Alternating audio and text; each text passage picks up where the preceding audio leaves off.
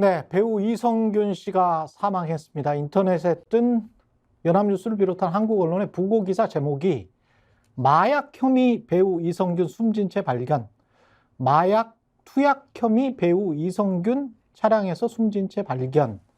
이 대부분인데요. 세계 최대 통신사 AP를 비롯해서 미국 언론들의 보도 제목은 오스카상을 수상했던 기생충의 배우 이성균 숨진 채 발견, 한국의 배우, 영화 기생충의 스타 이성균 48세 사망이라고 쓰고 있습니다. 산 사람에게도 막대했던 언론에게 죽은 자에 대한 예의를 요구하는 것은 무리겠죠. 한 사람의 인생을 설사 그게 사실이라고 하더라도 마약 투약 딱 하나로 한 사람의 인생을 규정해버린다? 너무나 잔인하지 않습니까? 정치도 언론도 다 함께 우리 같이 살자고 하는 일 아닙니까? 그게 사람을 죽음으로 내모는 흉기가 되어서는 안 되겠죠. 이성균 배우의 명복을 빕니다. 네, 안녕하십니까? 최경영의 정치본색 시작합니다.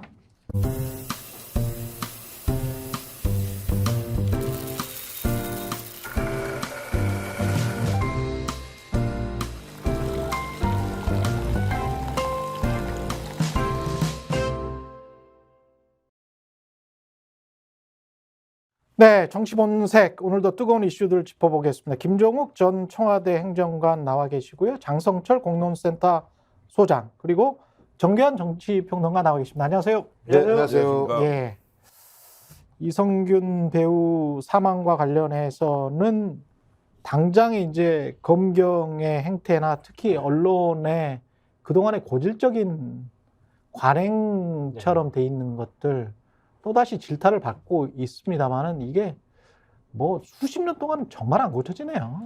그러니까 내사였을 때부터 보도가 시작이 됐고요. 그러니까. 그리고 피의사실 공표가 그냥 무차별하게 언론에 알려졌고, 그렇죠. 특히 KBS 같은 경우에는 여종호범과의 개인적인 사적인 대화를 그냥 막 보도해버렸단 말이에요. 그렇죠.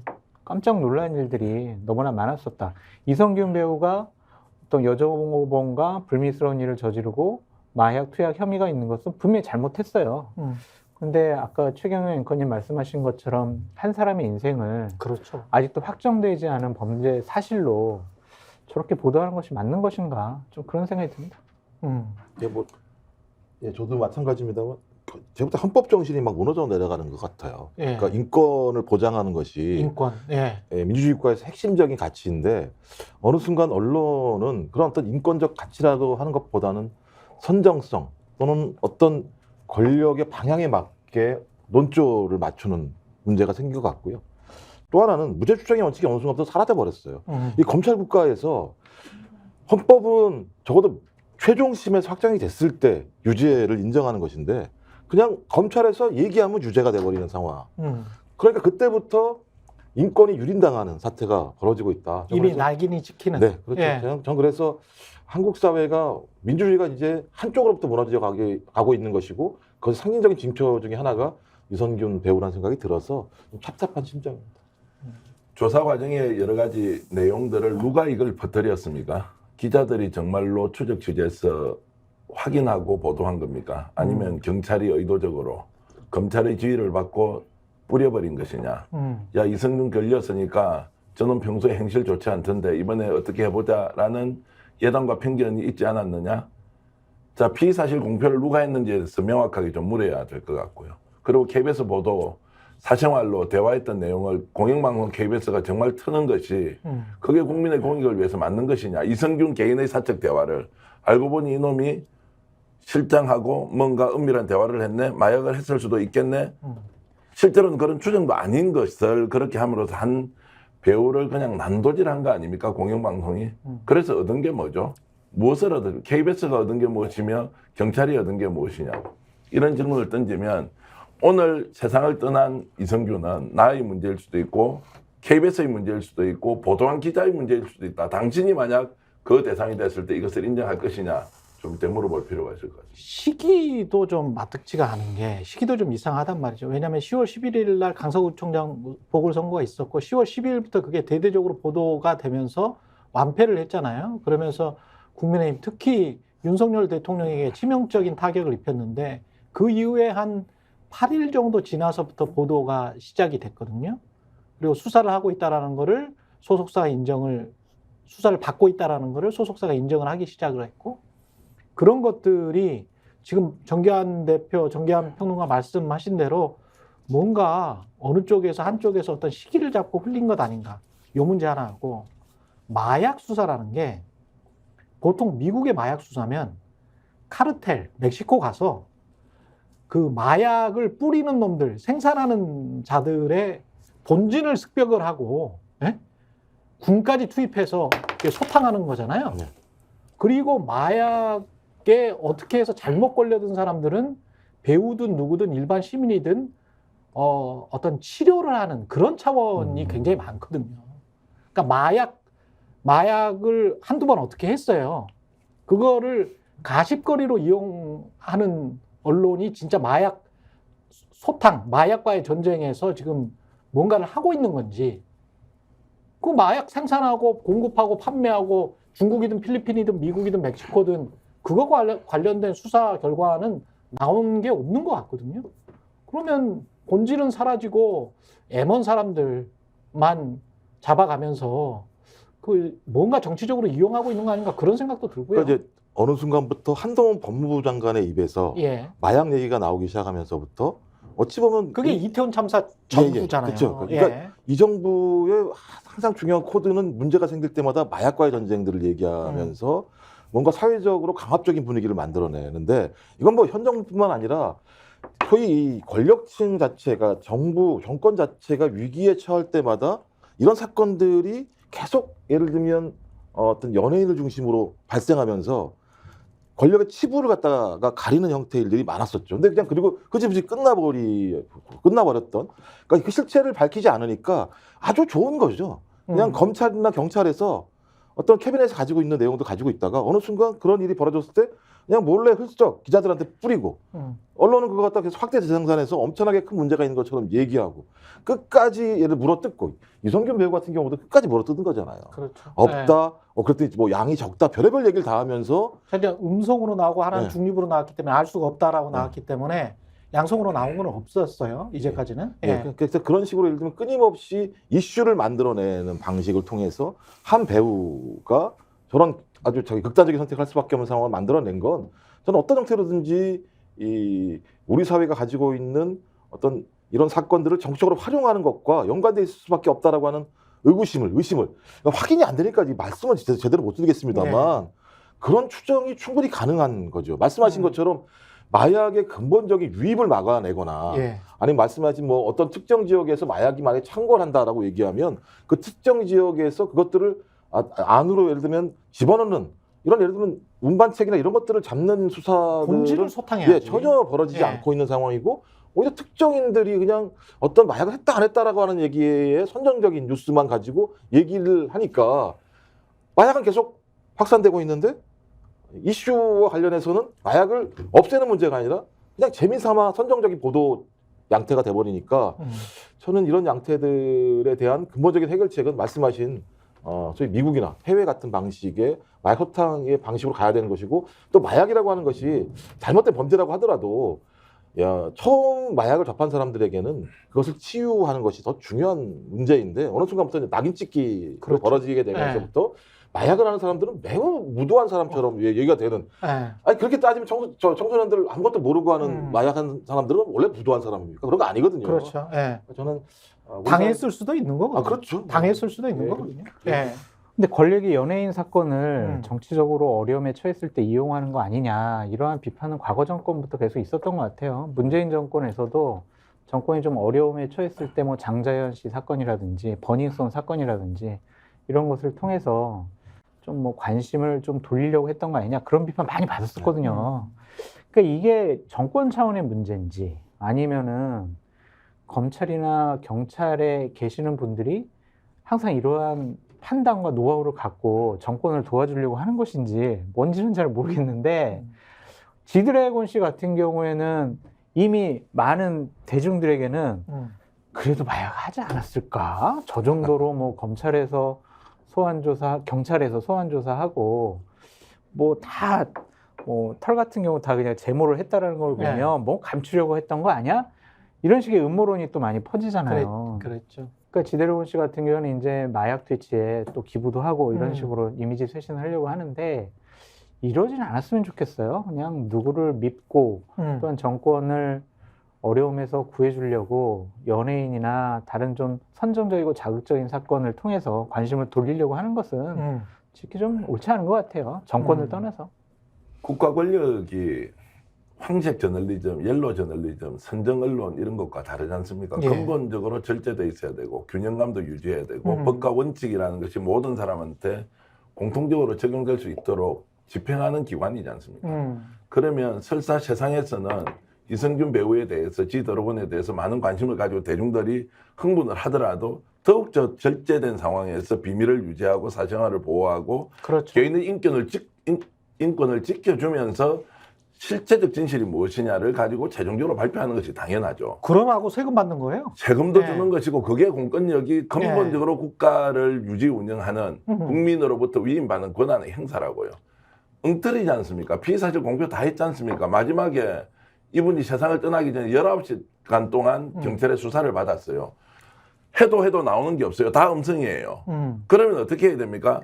아, 이거 음성이기 때문에 법적으로 처벌할 수가 없기 때문에 시간을 좀 가지고 가야 되는데 마지막에 다시 정말 쫓던 짐승 잡아가지고 족치듯이 19시간을 조사를 해요. 이건 어떤 느낌이겠습니까? 조사받는 사람이, 한 배우가. 그래서 제가 질문을 이렇게 드리고 싶죠. 정말 윤석열 정부나 또는 지금 현재의 검찰이나 경찰이 우리 사회가 키워놓은 49년, 50년 동안의 정말 인류의 자산이든 세계의 자산이든 대한민국의 자산을 이런 식으로 허비하면서 허망하게 죽음으로 몰아넣는데 너희가 단 1점이라도 거기에 역할을 했다면 책임도 좀 질 각오를 해라. 그런 마음이 없으면 공권력이 이런 식으로 국민들로부터 불신을 받고 정말 특정인의 죽음을 이런 식으로 만들고 우리 사회적 자산을 이렇게 잃도록 하는 행위에 대해서 정말 너희들은 국민으로부터 받은 세금으로 먹고 사는 자들이 할 일이냐 이런 질문을 저는 던지고 싶습니다. 예, 집권여당 국민의힘 그리고 윤석열 정부에게 책임을 묻는 목소리가 어제 전 국민의힘 대표를 통해서 나왔는데요.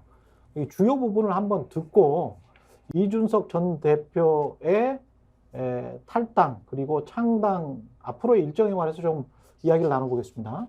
과거 정치 군인들은 북한의 위협을 항상 강조했습니다. 그리고 비상선포를 통해서 많은 자유를 억압했습니다. 놀랍게도 소위 직업군인이라는 그들은 실제로 쿠데타를 위해 전방사단까지 동원하는 등 국가 안보를 최우선에 놓고 일을 처리하지도 않았습니다. 대통령과 당대표가 모두 군인인 시절을 겪어내고 이겨냈던 우리가 왜 다시 한번 검찰과 경찰이 주도하는 정치적 결사체 때문에 중요한 시대적 과제들을 제쳐놓고 극한 대립을 강요받아야 합니까? 네, 검찰과 경찰이 주도하는 정치적 결사체 때문에 왜 우리가 극한 대립을 강요받아야 하냐? 검찰과 경찰이 주도하는 정치적 결사체는 어느 당일까요? 예. 국민의힘이죠. 지금 뭐 왜 이렇게 이야기를 한 거지? 비대위원장이 비대위원장 검사 출신, 대통령이 대통령이고 원내대표가 경찰 경찰 간부, 출신, 출신 윤재옥이, 사무총장도 경찰 출신. 이철규, 아니 야, 이만희, 그러네. 인재영입위원장도 네. 경찰 출신. 경찰 출신. 검경 검경 합동수사본부 공경합동수사본부네. 그런 얘기도 하고 있는데 대통령도 검사 출신. 그러니까 좀 대통령께서 자유를 강조하시지만 지금 국민의힘의 자유가 있는 것이냐 그렇게 볼 수밖에 없고요. 또한 한동훈 전 법무부 장관이 본인이 취임을 하면서 취임사에다가 상당히 좀 강요스러운 모습을 보였잖아요. 불체포 특권 포기하는 사람은 공천 주고 포기를 하지 않고 그걸 유지하려고 하는 사람은 뭐 탈당, 출당시키겠다 막 이런 얘기를 하고 있는데 헌법상의 권리를 그렇게 개인적인 판단으로 억제하고 강요할 수 있는가 그런 좀 생각이 들고요. 하여튼 공천을 눈앞에 둔 국민의힘 의원들은 속칭 말해서 찍소리도 못해요. 지금 찍소리도 못하는 사람. 무섭거든요. 그래요? 그러니까 이제 민주화 시대 이후에 김영삼 정권 이후 시대에 이렇게 좀 일방적으로 강압적으로 좀 다른 얘기를 듣지 않고 밀어붙이는 세력은 저도 처음인 것 같아요. 대통령실이 집권여당에게 여권 전체가. 여권 전체가 네, 그냥 단순히 대통령실이라 보기는 어렵고요. 윤핵관들 했던 모습들 보세요. 지난번 전당대회 때 경쟁자들 다 그냥 거의 연판장도 돌리고 또한 출마하지 말라고 강요도 하고. 저도 KBS 있을 때 무서웠거든. 무서웠어요. 저는 방송 나가서 이런 얘기 하면서도 무서웠어요. 근데 그런 모습들에 대해서 이준석 대표가 좀 답답함도 느끼고 잘못됐다는 걸 지적하고 싶어 했던 것이 아니냐 그런 생각이 좀 듭니다. 제 생각에는 네. 서울의 봄이 1000만을 넘지 않았습니까? 서울의 봄 이야기죠. 과거 예, 정치군인들 이야기가. 서울의 봄이 결론적으로는 피로 얼룩졌죠. 실제로는 광주라고 하는. 그러니까 저는 이 상황 자체를 막아내지 못하면 또 피로 얼룩질 수 있는 측면이 있는 거죠. 과거와 같은 광주와 같은 방식이 아닐지 모르겠습니다만 근데 전조는 보였죠. 말씀하신 것처럼 대통령 입에서 3개월 만에 당대표 몰아낼 거야라고 얘기를 하고 그다음에 꼴대를 옮겨가지고 유승민 의원 못 나오게 만들고 그다음에 중간에 나경원 의원 같은 경우도 출마하지 못하게 만들어 주저앉혀버리고 그렇죠. 그다음에 안철수 같이 단일화한 주체한테 그것도 대통령이 직접 얘기한 게 아니라 수석이 아무 말도 하지 않으면 아무 일도 일어나지 않을 거라고 얘기하니까 안철수 의원은 또 아무 말도 안 하죠. 거기다가 또 그렇게 만들어내는 김기현 당대표 혁신이 만들어서 있다가 대통령이 기내에서 전화해가지고 선택하라니까 왜 그따구로 하는 거야 얘기하니까 갑자기 다시 또 한동훈이라고 하는 소위 검객이 등장을 하는 상황. 제가 볼 때 이 정도면 스펙타클해요. 거기 안에 있으면 말 한마디 하겠습니까? 야 잘못 얘기하면 작살나는구나. 야 저 한동훈은 어떤 캐비넷을 갖고 왔을까?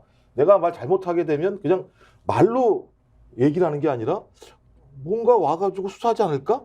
이런 공포감 속에서 정치를 벌여야 되는 거잖아요. 그리고 또 한동훈 비대위원장 취임 연설 보십시오. 거기 제가 볼 때는 그냥 증오와 협박, 강요의 내용으로 점철되어 있는. 그러니까 야 두고 봐. 내 말 안 들으면 저는 그렇게밖에 안 들렸어요. 전 이런 상황에서 이준석 전 당대표의 이런 발언은 매우 시의적절하고 의미 있다. 그러니까 비대위원장은 사실은 불체포 특권이랄지 불출마를 선언한 게 그게 이재명과 민주당을 겨냥한 게 너무 그렇죠. 확연히 보이는 거죠. 그래서 비대위원장의 취임사는 오히려 국민의힘의 어떤 자성과 성찰과 앞으로의 혁신에 관해서 이야기를 했었어야 되는데 그게 없었고 탈당하는 사람은 오히려 그걸 보여줬고 그렇게 모순된 상황이면 국민들이 누구에게 더 점수를 줄까 그런 것도 좀 생각을 해봐야 될 것 같고요. 뭐 단순하게 질문드리면 국회가 가지고 있는 원래의 기능을 회복시키는 것이 한동훈의 역할입니까? 아니면 국회의원이 다 도둑놈이니까 저것들 두들겨 잡아야 되겠다고 하는 것이 비대위원장의 목표가 돼야 됩니까? 예. 정치가 똑바로 가지 못하는 것은 정치의 본령을 세우는 것이 정말로 지도자가 해야 할 일이지 그 정치인이 나쁜 놈이니까 저거 처단하는 거 확실하게 보여드리겠습니다. 국민 여러분 시원하시지요? 라고 하는 것이 정치인이 해야 될 일이냐 이렇게 질문 던지면 한동훈이 비대위원장 취임 일성으로 했던 말이 얼마나 우스꽝스러운 것인지. 아니 게다가 역으로 중대범죄인 그 주가조작 의혹 사건 같은 경우에 김건희 여사가 연관이 분명히 돼 있는데 그것과 관련해서는 뭐 뜬구름만 잡고 있잖아요. 그러니까 그게 그대로 돌아오는 거예요. 본인은 지금 한동훈 비대위원장은 이재명을 겨냥해서 중대범죄 혐의자를 가로막고 있는 민주당, 다수당 이렇게 묘사를 했잖아요. 근데 똑같이 중대범죄 혐의를 가로막고 있는 대통령실과 비대위원장 국민들은 그렇게 인식할 수밖에 없거든요. 정확한 지적이신 예. 것 같고요. 그러니까 이재명 당대표가 불체포 특권 뒤에 숨은 거에 대해서도 공격한 것이고 그렇지. 본인들은 이재명 당대표는 차별성 있게 도덕성이 있는 집단이다라는 걸 강조하기 위해서 그래서 불출마를. 불체포 특권 포기를 그렇지. 이제 얘기를 한 것 불체포 같은데 특권 포기. 예. 그럼 김건희 여사는 왜 포기를 못하냐고요. 저 그렇게 묻고 싶어요. 모순되잖아요. 그렇지. 자, 범죄 혐의가 있고 수사를 받아야 될 사람 네. 검찰이나 경찰에 나가서 수사를 받아라. 그게 일반 국민의 법적인 상식이고 그렇지. 공정한 법의 집행이다. 예. 그러니까 너희들 불체포 특권 뒤에 숨지 말아라. 예. 이건 맞잖아요. 예. 그러면은 권력자도 그렇게 돼야 되잖아요. 김건희 여사가 무슨 소도에 사는 신이에요? 거기는 신성 뭐 불가침의 영역이에요. 검찰에서 수사를 제대로 안 하고 기소도 안 하고 무혐의 처리도 안 하고 조사도 제대로 안 하니까 국회에서는 법적인 권한인 특검을 통해 가지고 사실관계를 밝히겠다. 권력자 영부인이니까 대통령 배우자니까 그럼 국회는 야 이거 4월 총선을 눈앞에 두고 있으니까 정쟁일 소지가 있어. 그러니까 우리 이거 하지 말아야지. 이렇게 판단할 수는 없잖아요. 근데 그걸 갖고 한동훈 장관도 새로운 여당의 모습을 보여주겠다라는 비대위원장 취임을 하면서 악법이야. 그러니까 저것은 통과되면 안 돼. 통과되더라도 법권 행사해야 돼. 이것은 국민이 원하는 방식이 아닐 것 같아요. 그래서 저는 상당히 우려스럽고 걱정스럽다. 본인들의 직권 명분인 공정, 정의를 상실해버리는 상징적인 사건이 될 것 같다라는 생각이 듭니다. 이준석의 신당은 어느 정도의 파괴력을 보일 것 같습니까? 이 기자회견문을 놓고 보면 제가 가장 눈에 띄었던 점은 굉장히 일상어, 평상어를 사용했다. 보통의 정치인들과는 많이 다르다. 권위주의나 이런 것들을 많이 내려놨더라. 그런 측면들이 있고, 그리고 시민이라는 단어를 사용했더라고요. 사랑스러운 시민. 예, 시민. 사랑스러운 예, 시민. 이게 또 한동훈 비대위원장 사랑하는 동료 시민이라고 했는데 그거는 미국 사람들, 미국 대통령 흉내낸 거고, 펠로우 시티즌이라고 그걸 이제 번역해서 동료 시민이라고 했는데 이것까지 포함해서 이 꽃게 인용 이것까지 포함해가지고 너무 쇼처럼 진행하지 않았나 그런 생각이 들고. 이준석 대표 신당과 관련해서는요. 예. 제가 지금까지 경험했던 정치 신당 성공 방정식에 관해서는 성공할 가능성이 없어요. 그래요? 네, 왜냐면은 예.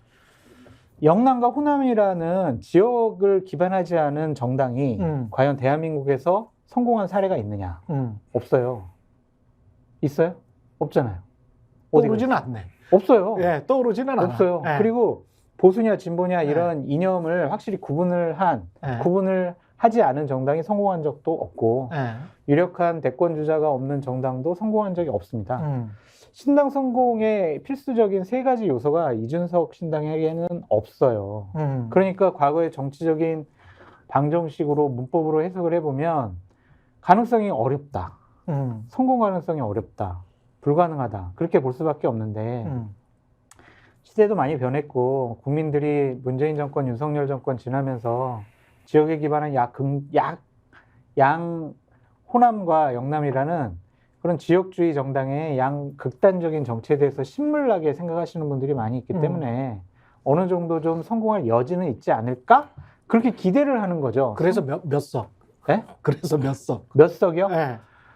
그 변수가 많아요. 그러니까 변수가 이준석 많아. 신당 따로, 이낙연 신당 따로, 금태섭 신당 따로, 그래서 제3신당이 그냥 막 산발적으로 분산되면은 비례대표 의석으로 10% 이상 득표를 얻지 못해서 다 합쳐도? 해봤자 네. 3-4석밖에 안 될 것 같아요. 다 합쳐도? 지역구에서는 얻을 곳이 없고 지역구에서는 얻을 곳이 없고. 얻을 곳이 없어요. 제가 봤을 때. 그렇군요. 그래서 그렇게 전망하시는군요. 합쳐져야 돼요. 그러니까 합쳐져야 신당이 된다.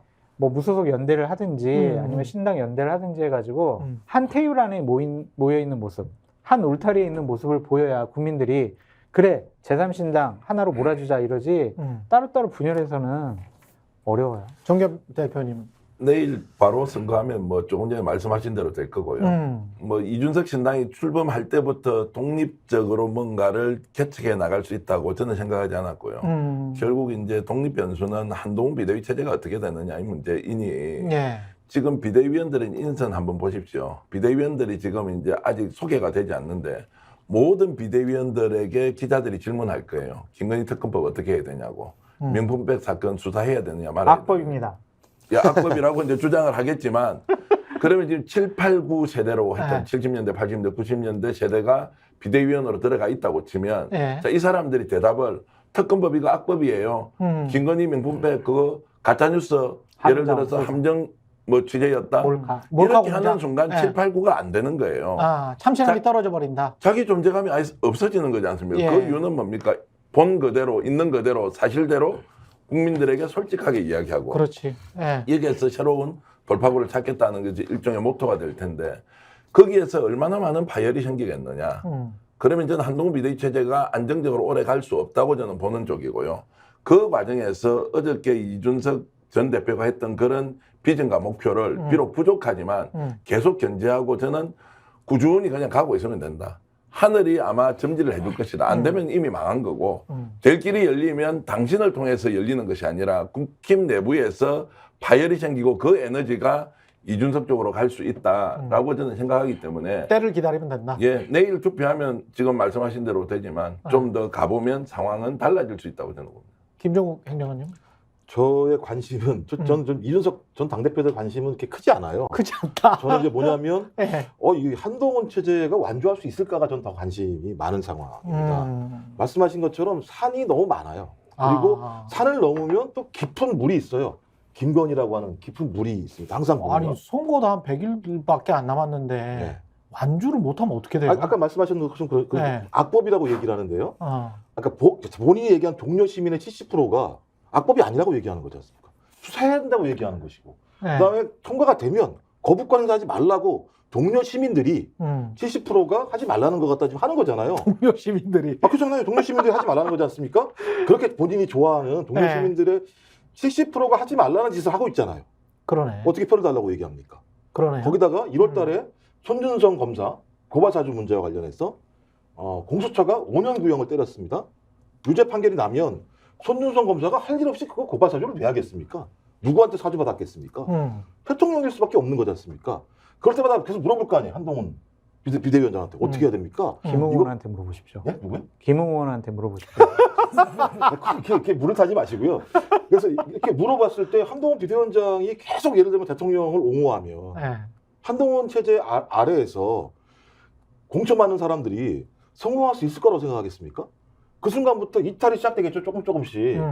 그 이탈의 폭 자체가 넓다면 저는 그 넓은 이 이탈의 폭을 가져갈 수 있는 사람은 제가 볼 때는 이준석 전 당대표일 가능성이 높다. 예. 근데 본인은 여기에다 욕심도 없는 것 같아요. 그 보름달, 초승달 얘기하는 거 보니까 자연의 섭리. 그러니까 보름달이 지면 이제 소금달이 찰 거라는 얘기를 하면서 예. 원륜 월신. 예, 그래서 제가 볼 때는 본인은 어떤 총선의 목표보다는 차근차근 적금을 쌓는 것 같아요.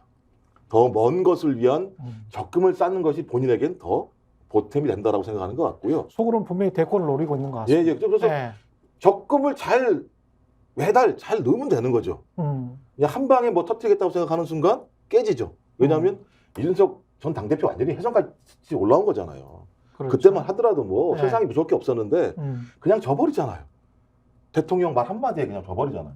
그러니까 차근차근 무너지지 않을 만큼 쌓아야 되겠구나라는 생각을 하는 것 같아서 전 그런 측면에서 근데 그 전에 뭐라 그러냐면 대통령한테 막 요구하잖아요. 3가지 조건을. 믿을 사람한테 요구를 해야죠. 변할 사람한테 요구를 해야죠. 그러니까 왜 저걸 걸고 예를 들면 하려고 하는 거지? 저게 정치인가?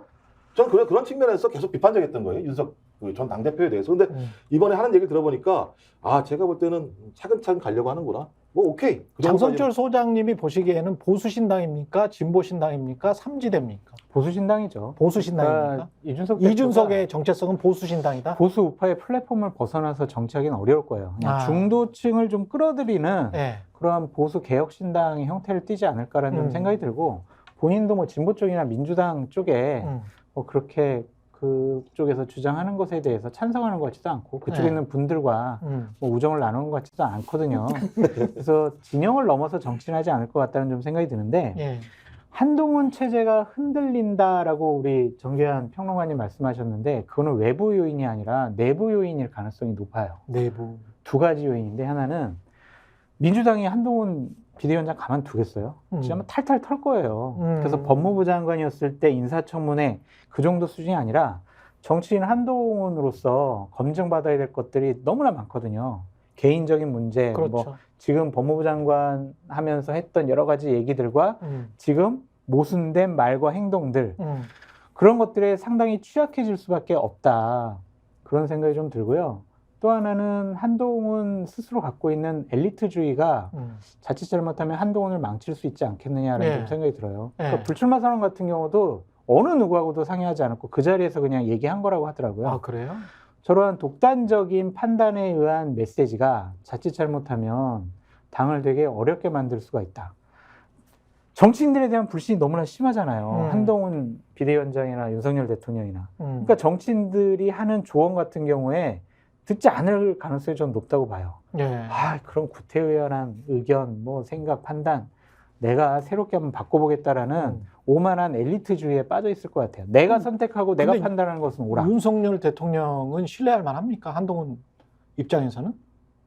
두 분은 신뢰를 하겠죠. 그러니까 이거 같아요. 아니 이제까지 행위들을 보면 말을 자주 바꿨잖아요. 사실 윤석열 대통령도 저는 그냥 객관적으로 밖에서 보면 뭐 제가 정치를 할 것도 아니고 이렇게 보면 말 많이 바꿨는데 윤석열 대통령 많이 바꿨죠. 굉장히 많이 바꿨는데 그러니까 대표적인 그 게 중에서는 진짜 거짓말이라고 칭할 수 있는 것도 있는데 많죠. 뭐 예. 여가부 폐지 문제 관련해서 아니 주가 조작과 관련해서도 그렇잖아요. 굳이 또 뭐 주가 조작을 비유해가지고 아니 뭐 이거는 나중에라도 이거는 허위사실 공표 혐의로 뭐 될 수도 있는 거예요. 아니 그래서 예. 하여튼 한동훈 체제가 순항을 하고 예를 네. 들면 총선 때까지는 계속 네. 유지가 되려면 한동훈 비대위원장 스스로 세게 말 조심해야 되고 주변 정리 잘해야 될 것 같다는 생각이 들더라고요.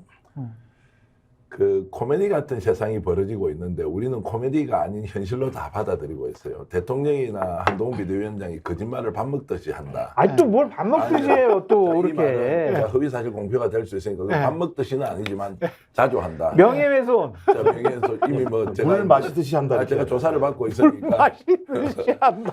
제가 이 말씀을 드리는 건 예. 실제로 국민들이 체감하는 건 이런 겁니다. 대통령이 말을 100마디 중에 한마디만 잘못하더라도 그렇죠. 국민들은 대통령이 거짓말한 거 아니야? 이러면서 거짓말 대통령 인식하는 거예요. 왜냐하면 대통령 거짓말을 하면 안 되기 때문에 그렇습니다. 아니 논어에 무신불비라고 나와 있죠. 그럼 야당 대표는 거짓말해도 됩니까? 자, 야당 대표가 거짓말을 해도 된다는 말이 아니라 그렇지. 권력을 가지고 있고 아. 국정 운영을 책임지고 우리 대한민국 국민들이 가지고 있는 권한을 위임한 대통령은 어떤 경우에도 절대자처럼 거짓말하면 안 된다. 원칙과 그리고 좀 정의 이런 것들을 바로 세우는 사람이어야 된다는 기대가 있지 않습니까? 예. 제가 거짓말 시키는 건 차원이 다른 문제라고 저는 보고요.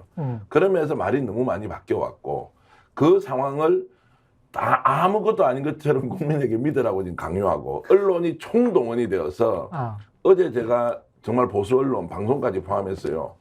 한동훈 비대위원장에 대한 찬사 방송을요. 심할 정도가 아니고 이거는 정말 거짓이다. 야 이거냐 진짜 세대교체 바람이 불었나? 그러면 대한민국의 새로운 세대교체를 하는 사람이 저렇게 취임 연설을 해야 되고 그 뒤에 이재명이 마치 이 세상에 남아있는 유일한 악당인 것처럼 몰고 가면서 국정 운영의 총책임자인 집권 여당과 비대위원장과 대통령이 나라 안 살리고 야당 죽이는데 나서는 저 사람이 어떻게 세대교체의 상징이 될 수 있느냐 이렇게 저는 자연스럽게 질문이 나오더라고요. 그런데 다 찬사일변도예요. 이게 뭐냐 코미디 같은 현실이 지금 벌어지고 있는 거 국민들이 똑똑히 쳐다보고 어느 순간에 저는 평가하고 심판해야 한다고 봅니다. 저는 진짜 놀랐던 게 뭐냐면요. 예. 대통령이 공산전체주의라는 이상한 용어를 사용했어요. 어. 근데 그 비대위원장인 한동훈이라는 사람이 뭐라고 얘기했냐? 개딸 전체주의라고 얘기를 해요. 동료 시민에 대해서 비슷하네. 특정하게 지칭을 한 거예요. 예. 공산 전체주의는 누군지 모르는 건데 예. 개딸이라고 하는 특정한 음. 어느 정당에 들어가서 그 정당을 지지하는 음. 조금 적극적인 당원들에 대해서 그것도 상대당에 대해서 전체주의라고 얘기하는 건 매우 반인권적인 행위예요. 아니 거기다 그 사람들이 국정을 뭐 농단하거나 그런 적도 없잖아. 그러니까요. 예. 그러니까 딱 닮았다는 거죠. 예. 그러니까 세상을 그렇게 보는 거. 나는 선이야. 어. 내 말에 반대하는 사람들은 다 악이야. 내가 너희들에 대해서 이렇게 공격하고 하는 방식들은 아무런 문제가 없어라고 하는 계속적인 이런 사고방식들에 갇혀 있는 거예요. 그러니까 인권은 처참하게 유린이 되는 측면들이 매우 있는 거죠. 전 그리고 더 중요한 문제는 말씀드렸던 것처럼 저희 한동훈이라는 사람을 비롯한 많은 사람들이 이재명 당대표에 대해서는 계속 공격을 하고 있습니다. 근데 주가 조작이 얼마나 중대한 범죄인지 모르나 봐요. 알아요. 자본주의 국가에서 주가 조작은 아니까 그러는 거지. 그러니까 다수의 사람들에게 피해를 주는 매우 극악한 행위예요. 예. 거기다 의심이라고 하는 것이 그냥 말로만 나오는 게 아니고 재판 과정에서 다 나왔어요. 뭐 그런 내용들이요. 정황 증거가 굉장히 많이 있습니다. 그렇다면 예. 그렇게 쉽게 얘기하면 안 되는 측면들이 분명히 있는 거예요. 예. 대장동 사건도 비판하시려면 받은 거 갖고 얘기하셔야 돼요. 따지고 보면. 그렇죠. 예. 대장동 사건의 본체는 뭘 받고 그걸 해준 거예요. 받은 것이 지금 확정이 되는 게 아무것도 없어요. 말만 있지. 근데 그걸 악덕한 예를 들면 범죄자로 치부를 해요. 저는 이 이율배반적인 사고방식을 가지고 국정을 운영하게 되면 피해는 누가 보느냐? 국민이 볼 수밖에 없습니다. 본인이 얘기하는 동료 시민들이 볼 수밖에 없습니다. 최소한 본인 계좌에서 뭐 3,300원에 8만 주 매도하셈 그래가지고 매도하고 다시 증권사 직원에게 확인하고 뭐 이런 과정들이 지금 서너 번 지금 발견이 돼 버렸는데 그걸 통정매매라고 의심하지 않을 수가 있나? 검찰이나 경찰이? 문재인 정권 네. 하에 검찰이 2년 동안 탈탈 털었지만 나온 게 없지 않습니까? 맨 이 얘기예요. 맨 이 얘기. 난 이해가 안 되는 게 맨 이 얘기만 해. 그게 본질이에요? 이 말씀 수사 내용이 본질인 건데 수사 내용 본질을 얘기 안 해. 야 문재인이냐? 이 말씀하시면 제가 네. 이제 드리고 싶은 얘기는 이런 거예요. 문재인 대통령이 직접 수사해요. 청와대가 수사를 합니까? 아니 민정수석실이 수사를 합니까? 수사는 누가 합니까? 검찰에서 했는데 그 검찰이야. 뭐 지금 윤석열 대통령 검찰이었고 그래서 봐주기 한 거는 예. 누가 봐도 알 테고 그냥 이런 질문 복잡하게 할 거 없습니다. 그때 수사했던 검사는 본인이 가슴에 정말 양심에 손을 얹고 예. 말해봐라. 네. 봐주기 했느냐 안 했느냐. 좌천시켜가지고 말을 못해야지. 좌천이라고 하기는 힘들지. 또 해외로 갔던데. 아니 네. 뭐 하면 또 순천으로 가고 예. 쉬다 오는 거 아닌가? 그걸 좌천이라고 그러죠. 법무연수원에서 한동훈 네. 장관이 나중에 어떻게 될지 모르겠고. 그러니까 이렇든 저렇든 공격에 예. 있는 사람들이 정말로 자기가 하고 있는 이 행위가 예. 국가를 위해서 얼마나 중요한 일입니까? 그렇죠. 하나하나의 행위에 대해서 정당성도 확보해야 되고 또 자기 인생의 원칙 이런 것도 관련이 있을 거 아닙니까? 조국 전 법무부 장관이 오마이TV의 인터뷰에서 약간 의도적으로 던진 말 같은데 제가 보기에는 12월에 대선을 할 수 있도록 아예 그냥 일정까지 못 박았어요. 그러니까 4월에 총선을 해서 12월에 대선을 할 수 있도록 200석을 범야권에 몰자. 200석을 범야권에 몰면 뭐 탄핵이고 이런 거 할 필요가 없다. 합법적으로 국회에서 그냥 개헌을 하면 된다. 개헌을 해서 대선을 앞당기면 된다. 조국 전 장관은요 저런 말을 하면 국민들이 윤석열 대통령 잘 못하는 것 같아. 권력을 너무 남용하고 사유화하는 것 같아. 그 야당 찍어줄까라고 하다가 조국 전 장관 저런 얘기하면 맞아. 조국이 민주당 편이었지 안 찍을 것 같아요.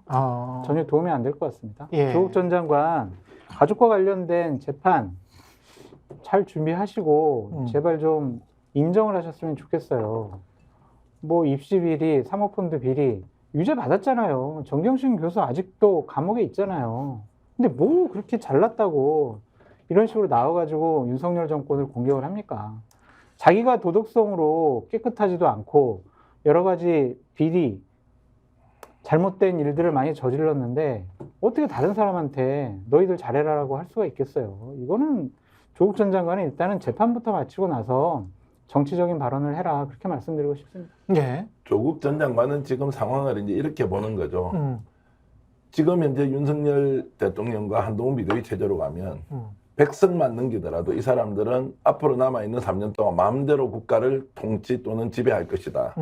그러면 총선의 어차피 구도 헌법 못 바꾸니까. 그러니까요.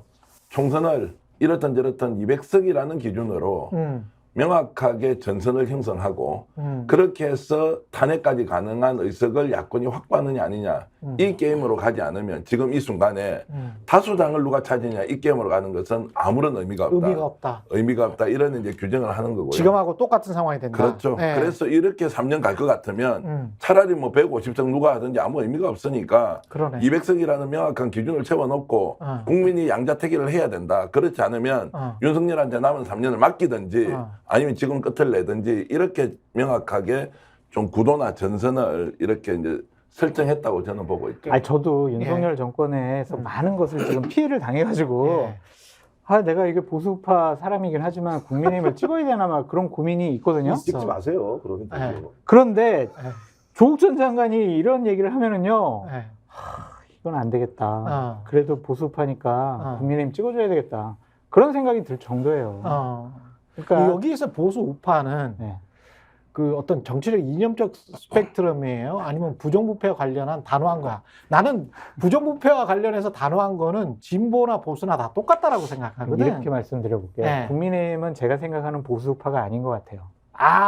솔직하게 말씀하시네. 예. 예. 그러니까 이준석이 예. 어제 얘기한 예. 그것이 보수파의 이념에 예. 그다음에 방향에 맞는 거라고 저는 생각을 해요. 그거 민주당이랑 비슷하던데 내가 보니까. 근데 그렇진 않은 게 민주당에는 문재인 정권 때 권력을 잡았을 때 예. 자신들이 권력을 남용하고 사유화했던 그런 사람들이 아직도 예. 민주당 내에 있으니까 예. 그런 좀 결이 다르다고 보여지고요. 음. 어쨌든 보수파는 전 이래야 된다고 생각이 들거든요. 표가 되지 않더라도 선거에서 우리가 뭐 당선되지 못하더라도 국가를 위해서 국민을 위해서 할 일을 한다. 그것이 표 잃는 소리를 많이 하겠다 그 말을 했거든요. 맞아요. 예. 그러니까 그게 보수파에서 정치하는 분들이 행해야 될 말과 행동이 아니냐 그런 생각이 들어요. 저는 보수든 진보든 그거는 정치하는 사람들이 꼭 해야 될 것 같아요. 문재인 정권에서 예. 표가 안 되니까 연금 개혁도 안 하고 예. 건강보험 개혁도 안 하고 아무것도 안 했잖아요. 연금 개혁 안 한 거는 정말 큰 문제입니다. 정말 예. 잘못된 일이에요. 이것도 계속 이제 딜레이 시키면 사실 하루라도 빨리 방법은 없어요. 그러니까 정치적 일정을 다 무시하고 윤석열 정부도 과거의 과오를 되풀이하지 않기 위해서라도 사실 좀 더 내고 덜 받는 그 다음에 이제 나중에는 그래도 국민 부담으로 해서 계속 보장을 해줄게. 이거를 명확하게 다시 한번 천명하는 그런 방식으로 가는 수밖에 국가의 없지 뭐. 정책성은 지속 예. 가능성이 있어야 되는데 그럼요. 현재 아무것도 개혁을 하지 않으면은 예. 재정적으로 많이 파탄이 나가지고 예. 지속 가능성이 없는 근데 그 정책들이 말을 많아요. 그 말을 앞으로 이제 구체적으로 예. 중상위 계층, 예. 강남 부자들, 뭐 종부세 500만 원 내는 것도 쩔쩔매서 30억 가진 사람이 30억 자산 가진 사람이 100만 원으로 낮춰달라는 사람들에게 할 수 있을까요? 없을 것 같아요. 없을 것 같은데 한 가지 더 이제 그래야 보수인 거 아니야? 우스갯소리로 예. 말씀드리면 2014년 15년에 예. 당시 김무성 예. 새누리당 대표가 예. 공무원 연금 개혁을 하면서 제 첫 번째 일성이 우리가 내년도 총선에서 지더라도 할 일은 해야 되겠습니다. 예. 그렇게다가 진짜 졌어요. 총선에서 표를 잃고. 예. 그래서 참 그런 말을 정치인들이 하기 어려운데 어제 이준석 대표는 참 용기 있게 얘기를 해가지고 참 인상적으로 봤습니다. 저는 보수가 진보를 비판하는 것, 진보가 보수를 비판하는 것, 장 소장이 이제 아까 말씀하셨듯이 문재인 정부에 대해서 비판하는 건 뭐 저는 충분히 공감을 하는데요. 예. 근데 비유를 하자면 이렇습니다. 제가 운전과실로요. 차를 추돌해서 앞에 있는 차 승객을 다치게 했습니다. 과실이지 않습니까? 예. 그것하고 제가 음주 운전을 하면서 인명을 실제로 사망에 이르게 한 사고를 냈다. 이게 같은 겁니까? 똑같은 예를 들어서 위법이지만 똑같은 거냐고요. 저는 이게 보수가 아직도 한 발자국도 못 나가는 이유는 기성전 문재인, 기성전 이재명으로 공격하는 이 패턴에서 벗어나지 않으면 보수가 한 발도 저는 전진할 수 없다고 생각을 하기 때문에 경중을 가리면서 비판을 좀 하면 좋겠다는 생각이 들고요. 조국 교수 아까 얘기했으니 한마디만 예. 좀 보태겠습니다. 잘못한 거 처벌받아야 되죠. 근데 저렇게 탈탈 털지 않습니까? 대한민국에 누구든지 저렇게 안 될 수 있느냐라는 질문을 자기 자신한테 한번 던져보십시오.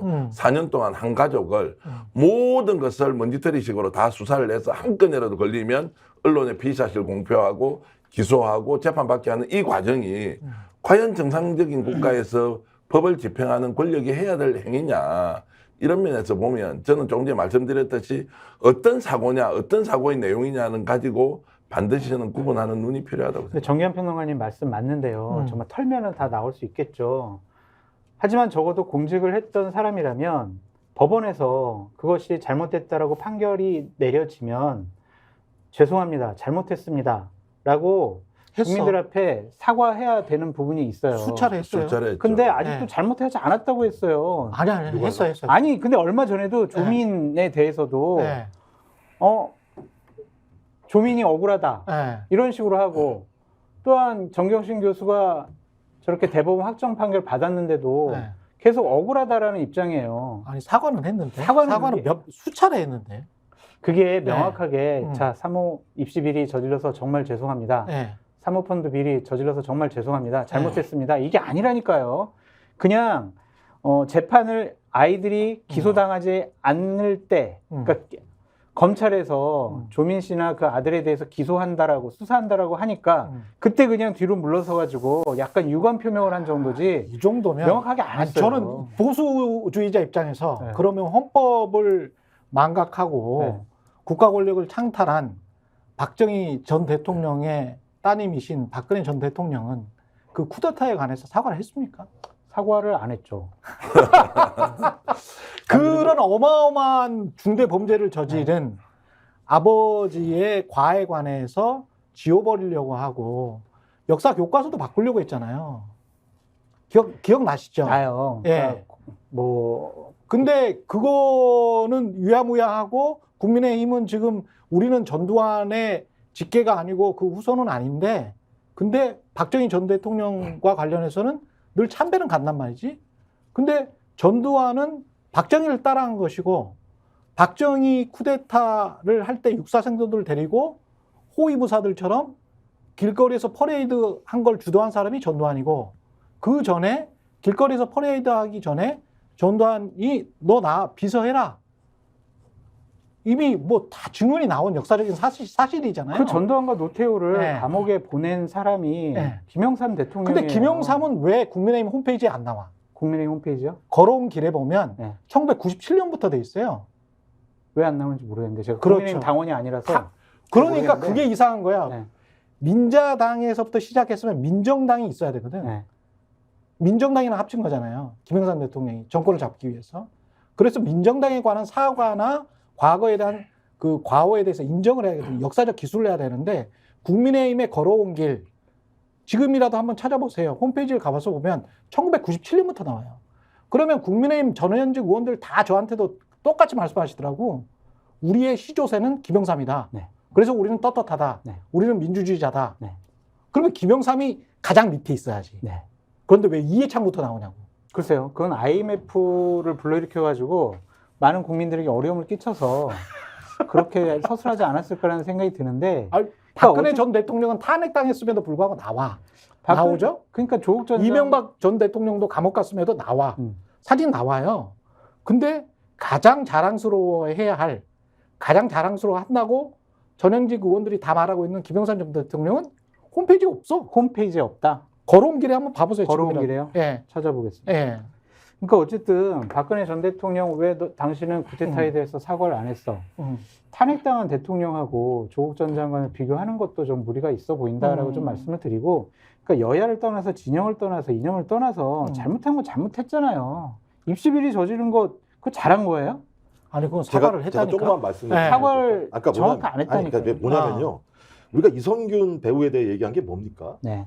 계속 피의 사실을 공포하고 계속 반복적으로 뭐가 있을 거라고 얘기했던 거잖아요. 네. 조국 전 장관 문제는 제가 우려먹을 만큼 우려먹었어요. 실제적으로. 아니 동일- 본인이 아까- 반성을 내 제대로 말 안 들어보세요. 하잖아요. 동일한 내용이에요. 뭐 변한 내용이 있나요? 동일한 내용을 반복적으로 계속 공격을 하는 거예요. 그리고 그렇다고 하더라도 조국 전 장관은 정치적 발언을 할 수 있어요. 대한민국은 누구나 발언할 수 있어요. 발언도 못하게 하는 건 매우 반인권적인 거예요. 아니 그 사람이 그런 혐의가 있다고 정치적 발언을 못한다라고 우리 헌법에 명시돼 있습니까? 누구나 정치적인 견해를 밝힐 수 있는 게 대한민국이고 조국 전 장관도 이 사태와 관련해서 자기의 정치적 입장을 얘기하면 그 나온 내용을 가지고 논의를 해야 되는데 왜 저런 사람이 이런 얘기를 한다고 얘기하면 그 사람 앞으로 발언할 수가 없잖아요. 이건 제가 볼 때 그냥 천형이에요. 천형 아닙니까? 자기는 감옥 안에 들어있는 것도 아니고 밖에 나와서 일반적인 활동을 하고 있는데 발언을 할 때마다 당신의 죄가 있으니 그런 발언을 하지 말라고 얘기하면 그건 그냥 걸어다니는 감옥 안에 갇혀 있는 거죠. 그러니까 조국 전 장관이 발언한 내용을 가지고 그 발언 자체에 문제가 있는지 없는지 논쟁은 좀 가능하다고 봐요. 근데 그런 말을 하고 있는 존재 자체가 그런 말을 할 수 없다고 얘기하면 전 그건 되게 무서운 거라는 거죠. 그래서 그런 접근을 안 했으면 좋겠다는 생각이 드는 거고, 또 하나는 예를 들면 이제 조국 전 장관의 그러니까 이런 말씀, 그러니까 그런 게 있는 것 같아요. 200석을 얻자. 저는 이 말에는 살짝 좀 동의 못하는 부분이 분명히 있어요. 그러니까 그 진심이어야 되거든요. 그러니까 국민들은 심판하고 싶은 거예요. 무슨 100석, 200석 이런 게 중요한 게 아니라 심판하고 싶으면 왜 심판해야 되는지를 얘기해야 되는데 주로 선수들은 몇 석이라는 목표를 제시를 하면서 이 진심을 갖다가 왜곡시킬 수 있는 측면들이 꽤 있습니다. 그러니까 저는 그래서 또 하나는 또 역풍을 우려하기 때문에 200석 얘기하는 측면도 분명히 있어요. 그러니까 왜냐하면 탄핵이란 말을 못 하거든요. 그러니까 탄핵을 되게 무서워해요. 탄핵합시다라는 말에 대해서. 제일 좋은 방법은 뭡니까? 탄핵하는 거예요, 실제로는. 왜 200석을 얻으려고 그렇게 고생을 해야 됩니까? 이유는 하나잖아요. 국민을 대의하기 위해서 200석을 얻자는 게 아니라 윤석열 대통령을 끌어내리기 위해서 200석을 얻자는 얘기잖아요. 결론적으로. 선거의 권력 자체가 완전 바뀌어버리는, 전도되는 거죠. 전 그렇다면 그냥 탄핵합시다고 얘기하면 돼요. 저런 대통령을 데리고 막 모시고 우리가 국가를 운영하게 되면 민생은 도탄에 빠질 것이고 대한민국의 국격은 떨어질 것이고 앞으로 나락에 떨어질 수 있으니까 네. 탄핵합시다라고 얘기하는 게 맞는 건데. 근데 이게 압치나 대치나 네. 탄핵하려면 200석이 필요한 거 아니에요? 아니요. 탄핵한테 200석이 필요한 건데. 네. 그러니까 예를 들면 선거 전략으로 그걸 얘기를 하게 되면 네. 선거 자체에 대한 선거 전략으로 네. 논의가 된다는 거죠. 전 그래서 심판하자가 맞다는 거예요. 단순하게 심판합시다. 네. 우리가 얼마나 많이 당했습니까? 대통령 하는 문제가 많지 않습니까? 너무 어떻게- 정치공학적으로 보인다. 네. 그러니까 60%의 부정층이 1년 6개월 동안 도도하게 자기의 생각을 바꾸지 않았을 때에는 심판하고 싶은 욕구가 가장 큰 거거든요. 근데 거기에 막 200석, 180석 이런 얘기들이 들어가게 되면 오히려 그것을 얘기하는 사람들이 정치공학적으로 보이는 측면이 분명히 있기 때문에 예. 좀 조심할 필요가 있다고 생각을 합니다. 어느 정도 말을 하면 역풍이 불까요? 저는 어떤 다른 선거와 달리 이번 총선은 역풍이 불 가능성이 별로 없다고 봅니다. 60%가 도도했어가 아니라 지금 윤석열 대통령이 정치를 통해서 뭔가 풀려고 하지 않아요. 통치를 통해서 한다고 생각했는데 이번에 한동훈 비대위원장 맡기는 거 보니까 통치도 아니고요. 억압과 뭐 폭정, 굴림이죠, 굴림. 예, 분리 네. 뭐 이런 방식으로 충분히 국가를 관리할 수 있다고 하는 그 큰 착각이 어떤 사람의 발언을 통해서 역풍이 돼가지고 아 국힘이 이번 총선에서 이긴다. 저 그 가정 성립이 안 한다고 보고요. 더더욱 잘못하고 있는 것은 언론이 한동훈을 이렇게 지켜 세우면서 막 가잖아요. 예. 국민 속이는 거거든요. 국민은 결국 자신이 표를 행사하는 그 순간에는 진실과 정의와 그리고 본인의 양심에 따라 투표를 할 거란 말이에요. 역풍 안 분다고 보고요. 200석을 이야기하든 220석을 이야기하든 과반을 이야기하든 그런 것들이 역풍의 요소가 되어서 과거 선거가 초박빙 상태에서 뒤집어졌다 안 뒤집어졌다 이런 것하고 다른 상황이기 때문에 결국에는 대통령과 지금 한동훈 비대위 체제가 만들어 놓은 것에 대한 엄격한 심판으로 갈 수밖에 없다 이렇게 봅니다. 나머지는 다 소음인 것 같고 가장 큰 화두는 역시 김건희예요. 김건희 특검을 어떻게 할 것이냐. 이거 가지고 만약에 김건희 특검을 대통령이 의외로 받아들여 버렸어. 그리고 받는다고요? 예, 받아들여 버렸어. 만약이라도 그런 얘기 하지 마세요. 만약에 그냥 우리 안 시간 돼? 낭비하는 거예요. 아, 만약이라도. 그럴 일은 전혀 없어요. 저. 없어? 없어요. 진짜 다른 0%? 그런 얘기도 있고 0%? 아니 정치평론가가 0% 이런 건 말하지 그건 소수점 이하예요. 소수점이야. 저는 장 소장과 네. 비슷한 생각인데요. 아, 최근에 그래요? 대통령실에서 일어났던 여러 가지 시끄러운 일들이 좀 있었습니다. 예. 최근입니다. 예. 장 소장 고개 끄덕끄덕 하는 거 한번 보십시오. 이 사안이 총선 후 특검 이야기 나오고 나서 예. 대통령실에서요 와장창창 깨지는 일이 있었다고 아. 들었었을 거고 저도 다른 루트에서 들었습니다. 아. 이 와장창창은 저는 못 시청자 들었습니다. 여러분들께서 알아서 판단하시고요. 예. 그래서 뭐 물건이 새로 들어가고 이렇게 좀 했다고 제가 실제라고 하면 안 됩니다. 아. 제가 그 이야기를 네. 들었던 분한테 예. 제가 들었는데요. 예. 그만큼 이 문제는 대통령이 특검과 관련돼서 여지가 없다는 걸 보여주는 것이고요. 그러면 특검은 어떤 경우에도 총선에 지더라도 못 받는다. 이걸 지금 한동훈 비상대책위원장한테 정말 엄중하게 지시를 내린 상황이기 때문에 정치가 만들어질 수 없는 상황이다, 이게. 그래서 점점점 더 특검과 관련된 것은 꼬이고 꼬여서 마지막에는 어느 한쪽이 완전히 폭발하고 한쪽만 살아남는 상황이 될 수도 있다고 저는 봅니다. 그러니까 과거에 보면 권력에 대해서 국민의 실망이 점점 커져가고 네. 대통령에 대한 지지율이 떨어졌을 때 보통 비대위를 만들잖아요. 그럼 비대위의 성공 방정식이 있단 말이에요. 그렇지. 대통령과 차별화를 이끌어낼 수 그럼. 있는 사람, 네. 다른 얘기를 할 수 있는 사람, 맞아. 그런 네. 사람 비대위원장 시켜가지고 여당의 이미지를 쇄신하는 거거든요. 그렇죠. 근데 지금 정반대잖아요. 예. 자신의 2인자를 집권 여당의 비대위원장으로 내려보냈단 말이에요. 저 의미와 사인은 뭐냐. 내가 국정후 운영을 하는 데 있어서 한 채 틈도 보이지 않겠다. 지금까지의 기조를 계속 유지하겠다라고 볼 수밖에 없죠. 유니스 의원 같은 분은 한동훈 장관이 아름다운 뒤통수를 윤석열 대통령에게 칠 수 있어요. 이렇게 낭만적으로 얘기했지만은 이거는 불가능한 얘기입니다. 근데 한국이라는 나라가 참 묘해서 민주주의와 자본주의를 동시에 이룬 나라잖아요. 그래서 국가도 셉니다. 권위주의적인 요소가 있고. 하지만 국민이 더 세요. 한국인들은 굉장히 세. 일본인들하고 완전히 달라. 대가 굉장히 세거든요. 그래서 윤석열 대통령이 아무리 큰 국가 권력을 가지고 있다고 하더라도 한국인이 지금 뒤집어 엎은 게 한두 번이 아니거든요. 이런 나라가 없어. 근데 더 센데, 예. 근데 이럴 수가 있을 것 같아요. 예. 그러니까 보수 쪽 입장에서는 봐라. 조국 전 장관이 저런 얘기하는데 민주당 찍어줄 거야? 김의겸 봐봐. 저런 사람 있는데 찍어줄 거야? 이재명 당대표 봐봐. 막 정과 사범의 검사 사칭하고 막 지금 불체포 특권 포기한다고 했다가 안 했다가 뭐 그냥 그게 짜실하다니까. 김건희 하나에 짜실한데. 너무 그리고 오래 썼어 그걸. 아니 짜실한데요. 생각을 해보니까 맞아. 사실 윤석열 대통령의 국정 운영 방식 마음에 안 들지만 예. 그렇다고 내가 또 저런 사람이 있는 민주당 내가 찍어주는 것도 이건 말이 안 되는 것 같은데 예. 아직까지 혼재되어 있는 것 같아요. 아니, 그런 분들이 큰데, 있을 큰데. 그런 이게, 분들이 이게, 있을 이게 큰데. 6대3이라고요. 아니 맞는데 네. 6대3이라니까요. 총선에서 6대3이면 작살이에요, 국민의힘은. 아니 저도 내년에 예. 민주당이 지난 2020년도보다 더 많은 의석수를 얻을 것 같아요. 예? 아니 저는 더 얻을 것 같아요. 진짜? 예, 예. 나는 가장 또 민심은 정말 안 아, 좋아요. 그래요? 안 좋고 어. 정권에 대한 그러면 분노, 왜 심판이 더 많아요. 조국의 전망이 맞네. 맞는데 네. 그 얘기도 조국이 하면은 기분 나쁘다 이거지. 아니, 그런 거예요? 제가 얼마나 놀랐냐면요. 네.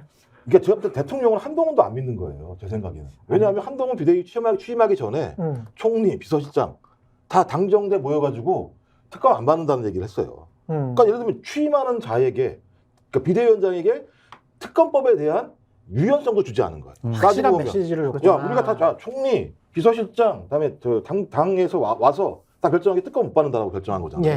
그러니까 대모습 박아놓은 거죠. 그러니까 한동훈, 너는 내 말만 들어. 이게 딱 오더가 딱 떨어지는 거예요. 저 이런 상황이라면 할 수가 없는 거죠. 특검을 예를 들면 받아들인다라는 건 말이 안 되는 것이고, 근데 또 딜레마는 뭐냐면 지난 대선할 때 이 국민의힘 백드롭에 뭐가 써있었냐면 예. 특검을 거부하는 자가 범인이다 이렇게 써 있었어요. 대선한 내내. 예. 그러니까 딜레마인 거죠. 뭐 계속 이제 국민들은 그래 니네들이 맞아요. 거부하니까 니네들이 범인이야라고 생각하는 거고, 한동훈은 그걸 엎을 수가 없는 거고. 그럼 거부하고 나서도 총선 이후가 되면은 지형이 바뀔 텐데 이준석 전 대표 기자회견에서 선출되지 않은 권력 그 사람 앞에서 법과 상식마저 무력화되는 모습의 반복, 이것도 김건희거든. 선출되지 않은 권력. 맞아요. 예. 뭐 이재명을 지칭하는 건 아니란 말이야. 이재명은 선출됐잖아요. 국회의원이니까. 그러니까 선출되지 않은 권력 그 사람 앞에서 법과 상식마저 무력화되는 모습의 반복이라고 하면서 비판을 했고, 앞에서는 국민의힘을 비판했고 윤석열을 비판했어요. 그러면 이걸 종합을 해보면 나중에 이준석 당이 커진다. 그리고 삼지대가 커졌을 때 민주당, 아까 보수신당이라고 정의를 하셨으니까 네.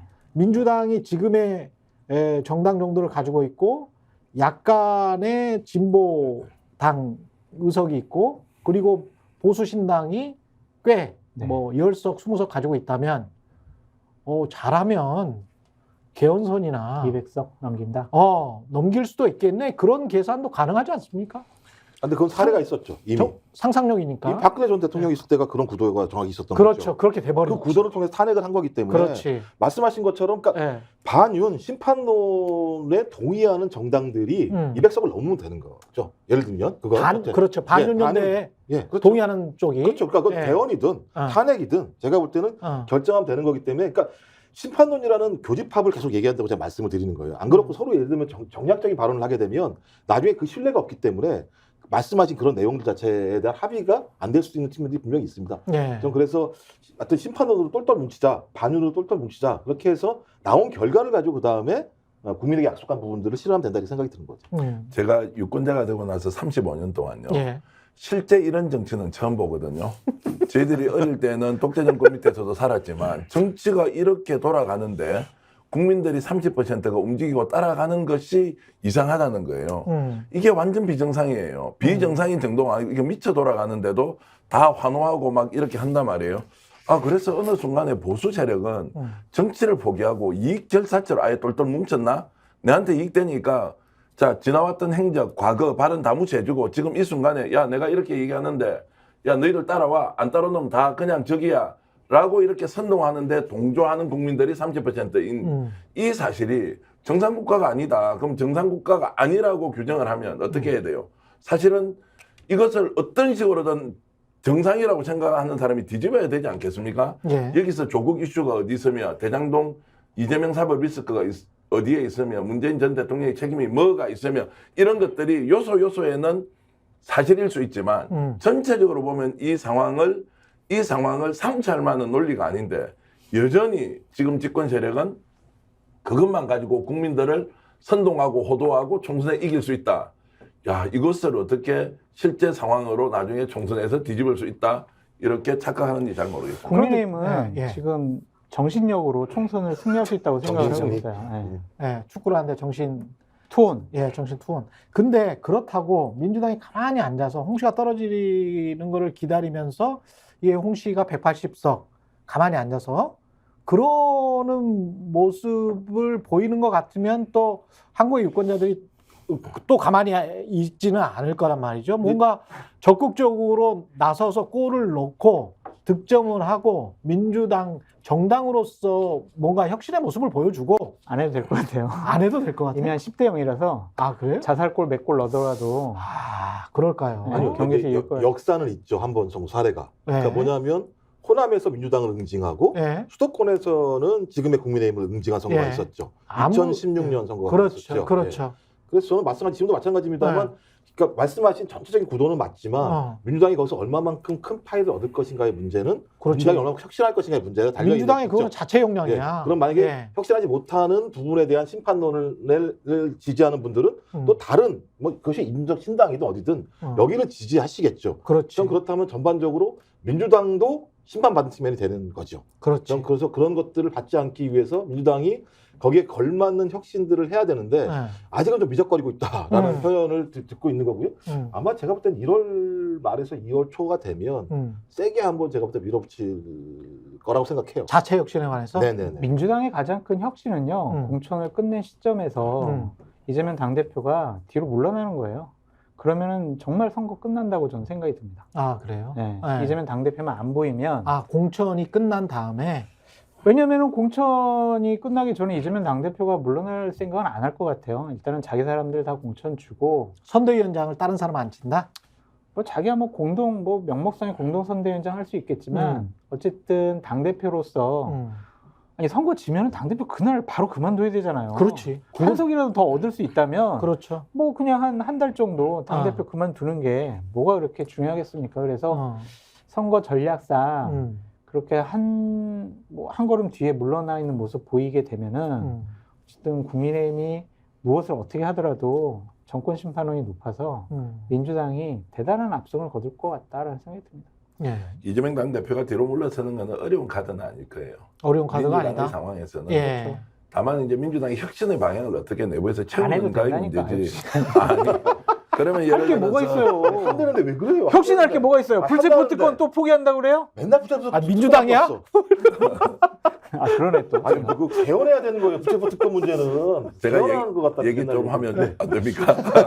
어쨌든 그것은 어려운 카드는 아닐 테고요. 네. 다만 혁신의 내용을 어떻게 채우느냐. 네. 당 안팎에서 엄청난 요구가 나오지 않습니까? 그 네. 혁신도 필요하고 부분적으로 통합도 필요할 건데 이런 부분에서 현재 이재명 당대표가 리더십 보여주지 못하는 건 사실이고 그러나 그것은 지금 다른 종합적인 상황과 비교했을 때는 작은 문제고 그런 것들은 해결하면 장 소장님 얘기대로 민주당이 이제 압승을 할 수 있는 분위기가 있고 저는 총선에서 민주당이 압승하고 안 하고의 문제가 아니라 정치가 정상화되는데 각자의 역할이 있는데 여든 야든 그렇죠. 이런 것들을 전혀 못하고 있어서 민생이 더욱더 도탄에 빠지고 있다. 그렇죠. 이런 것들을 직시하면서 국민들이 마지막 판단해야 한다고 봅니다. 제가요. 네. 그러니까 민주당이 압승을 할 거라고 생각하는 이유가 뭐가 있냐면 공천 개혁을 국민의힘에서 하지 않고 공천 학살을 할 것 같아서 그래요. 아. 그러니까 지금 오늘 뭐 언론 보도 보면은 네.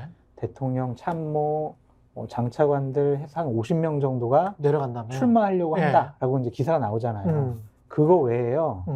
정말 윤석열 대통령을 강하게 지지했던 사람들이 현역 의원들이 있는 곳에 곳곳에 지금 예비후보로 등록했어요. 아, 그렇습니까? 네. 네. 그 사람들이 괜히 등록을 안 했을 거예요. 그 50명이나 돼? 아, 이거 넘는다니까, 훨씬 더. 넘어? 거의 모든 지역에 그래요, 지금. 그러면 모든 한 지역에. 1년 전에 그 소문이 파다했던 그 친위 세력 70명 그게 맞다니까. 현실화되는 거네. 그러니까 현역 의원들이, 예. 특히 영남권에 있는 의원들이 그냥 뭐 윤석열 대통령이 원하는 사람들을 공천을 줬을 때 가만히 있겠냐 이거죠. 가만히 있는 사람들도 있을 거고 딴 자리 보장받은 사람도 있을 거고 억울해가지고 뭐야 나는 내가 나갈 거야라고 하는 사람들이 있을 거 아니에요. 무소속이라도. 30%라도 뭐야 나 출마할 거야 이러면은요 공천 파동이 일어나가지고 이거 어마어마한 선거 구도의 변화를 불러일으킬 수밖에 없거든요. 어차피 선거는 2, 3% 차이인데 국회의원 선거는. 지금 예를 들면 그냥 알다시피 참모 장차관에도 50명이잖아요. 예. 그 사람 다 좋은 지역구거든요.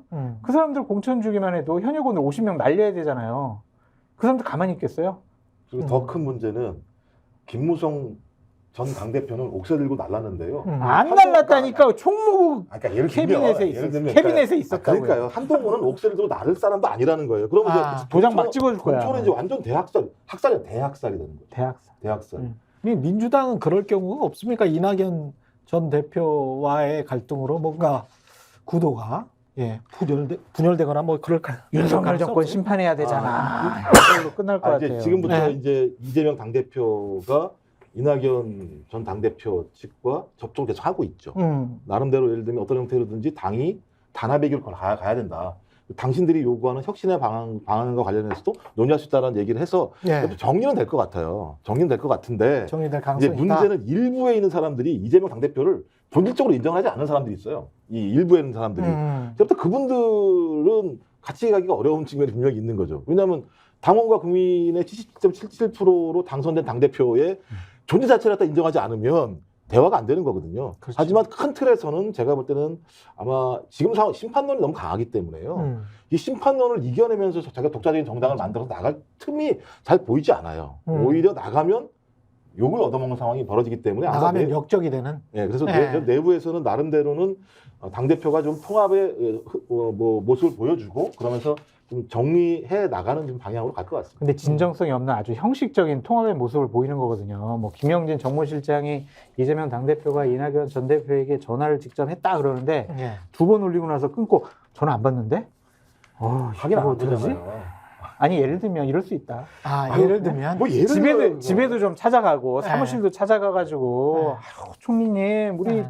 선거부터 이기고 봐야 되는 거 아닙니까? 윤석열 정권 심판해야 되는 거 아닙니까? 붙잡고 그래야지.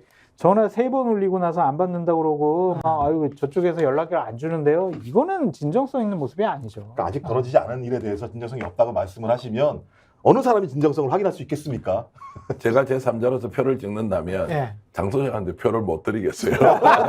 지금 총선에 표를 드린다면 윤석열 정부하고 지금 이재명 당대표의 리더십 두 개를 놓고 보면 꽤 높죠. 그래서 지금 이제 총선 앞두고 있는데 생각보다 많은 파란이 있을 거고요.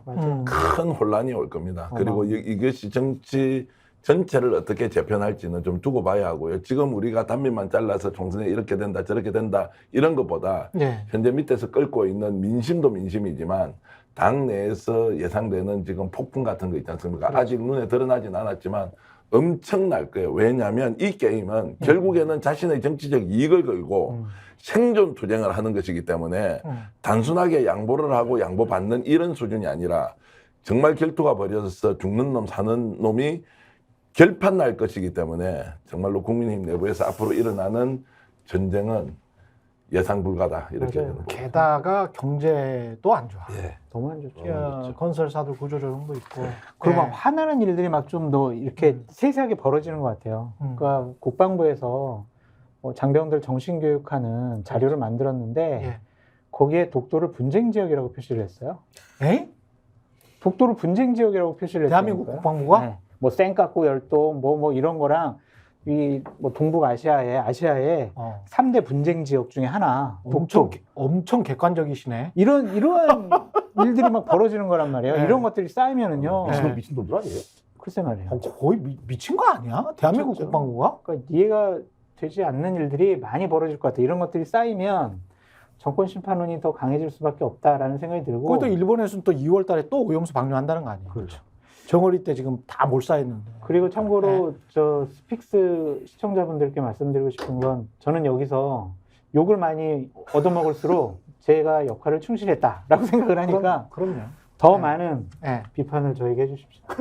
근본적으로 장성조 소장이 네. 결국 애국심, 국가관 이런 거 투철하고요. 이런 네. 부분에서 더 좋은 나라를 만들기 위해서 보수 그럼, 진보가 열심히 논쟁하고 토론하면서 예. 결론 내면 되는 것이니까 장 소장님 존경합니다. 네. 내가 볼 때 여기까지 정통 보수라고 생각합니다. 정통 보수. 예. 신한국당 공채 출신입니다. 네. 국민의힘은 사이비 보수.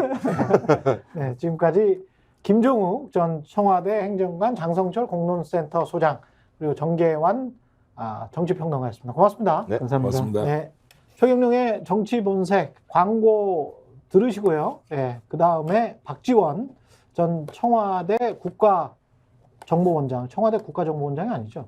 전 국가정보원장과 대담 이어가겠습니다. 네.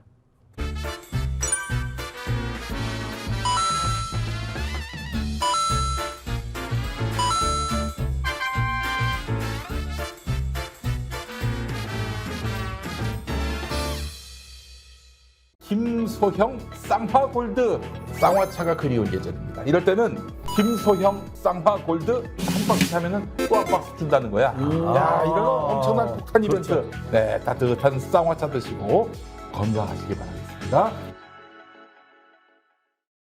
혹시 지인에게 묻지 마식으로 가입하신 건 아닌가요? 보험에도 점검이 필요합니다. 요즘 경기가 어려워서 보험료 내는 것도 부담스럽죠? 건강보험도 자동차 보험도 나에게 맞춤 보장. 믿을 수 있는 보험 전문가들. 믿을 수 있다 더 착한 보험.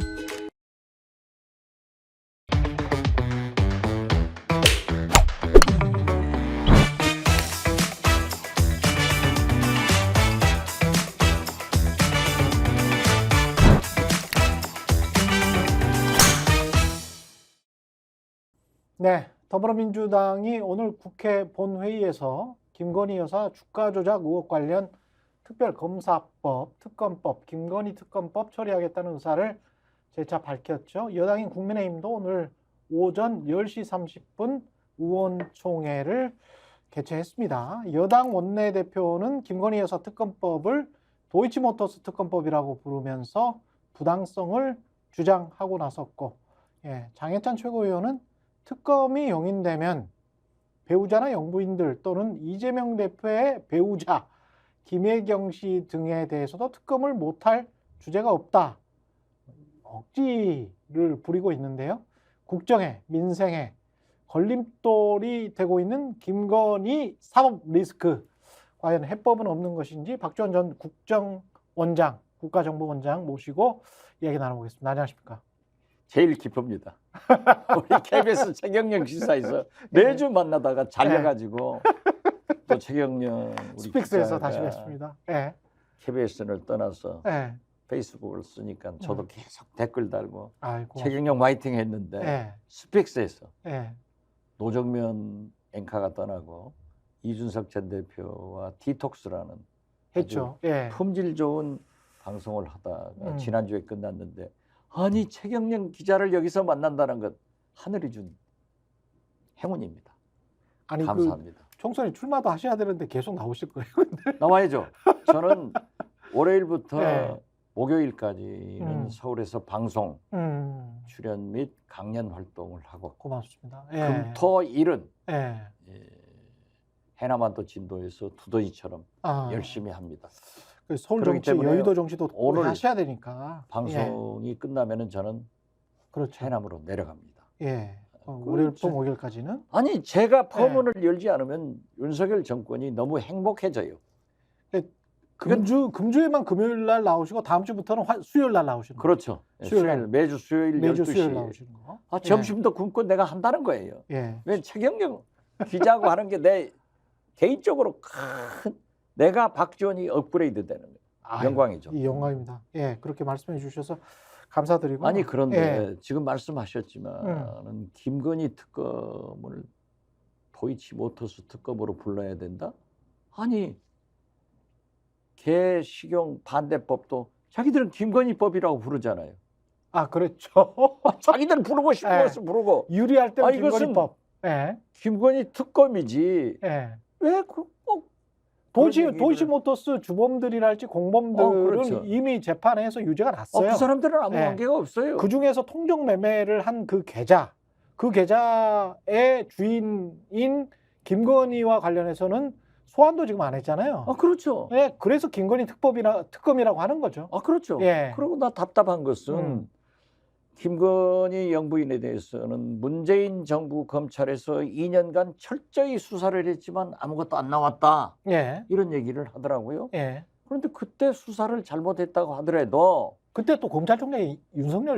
검찰총장이 윤석열이었어요. 예. 자, 도이치모터스 재판 과정에서 새로운 진술이 나왔잖아요. 검찰 수사 기록도 있고. 수사 기록도 있고 또 거기에 예. 판결문에 예. 김건희 영부인이 관계됐다는 것이 나오면은 예. 윤석열 검찰, 음. 한동훈 법무부 장관 검찰에서는 반드시 인지 수사를 해야 돼요. 아니 1심 판결문에 제가 그 뉴스타파 보도를 자세히 보고 뉴스타파 기자와 이야기를 해보니까 102건인가 그래요. 통정매매를 그렇죠. 한 예. 계좌 수가. 근데 그 중에서 40 몇 건인가가 김건희 계좌라는 거예요. 아니 글쎄 그게 나왔기 때문에 예.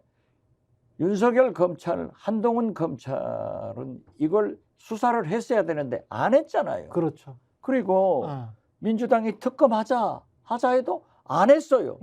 그러니까 이제 하는 것을 가지고 그렇지. 민주당을 비난하는 것은 옳도당도 않다.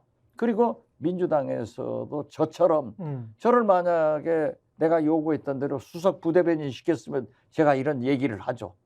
그렇잖아요. 예. 지금 우리 스픽스 예. 시청자들은 충분히 알 거예요.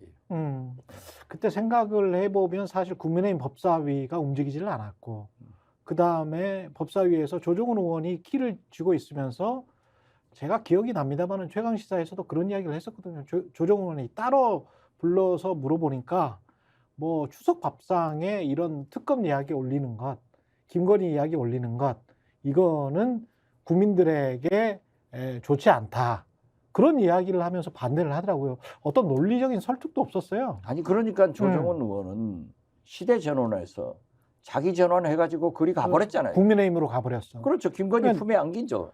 지금 생각해 보면 그때 그런 이야기를 하고 감싸고 한 1, 2년 후에 갈 생각이었나? 그런 있었죠. 생각까지 그렇죠. 들어요. 네. 저도 그렇게 생각했어요. 예. 네. 그런 거 보면 이게 김건희 특검을 막기 위해서 이른바 이제 중도적인로 보이는 비춰지는 사람들, 그런 사람들까지 예전역에 다 포섭한 거 아닌가 뭐 그런 느낌도 들고요. 저도 그렇게 봐요. 예. 근데 이게 지금 계속 안 하겠다고 하면 아니, 누구 지금- 마음대로 안 해요? 그러니까 대통령이 예. 국회에서 법이 통과됐는데 안 하겠다?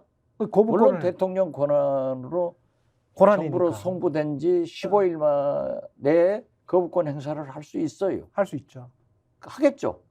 윤석열 대통령 배짱으로 안 할 뿐 아니에요. 김건희 여사가 안 하게 간두겠어요? 그런데 어떻게 됐든 자 이게 넘어온다 갑시다.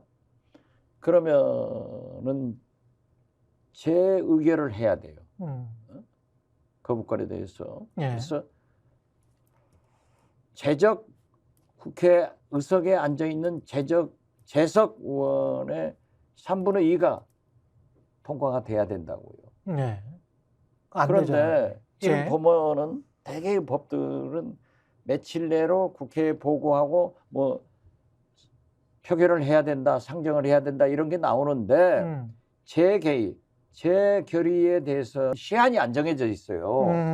그렇기 때문에 돌아오더라도 국회에서의 상정 일자의 선택은 민주당 등 야권이 가지고 있는 거예요. 예. 이게 거기에 지금 굉장한 홍익표 예. 원내대표의 전략이 숨어 있는 거예요.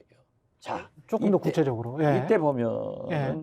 이준석 신당은 지금 어제 탈당을 해서 1월 달에 창당을 하지 않습니까? 예. 한동훈 비대위원장은 취임을 해서 1월 달부터 공천 학살이 시작돼요.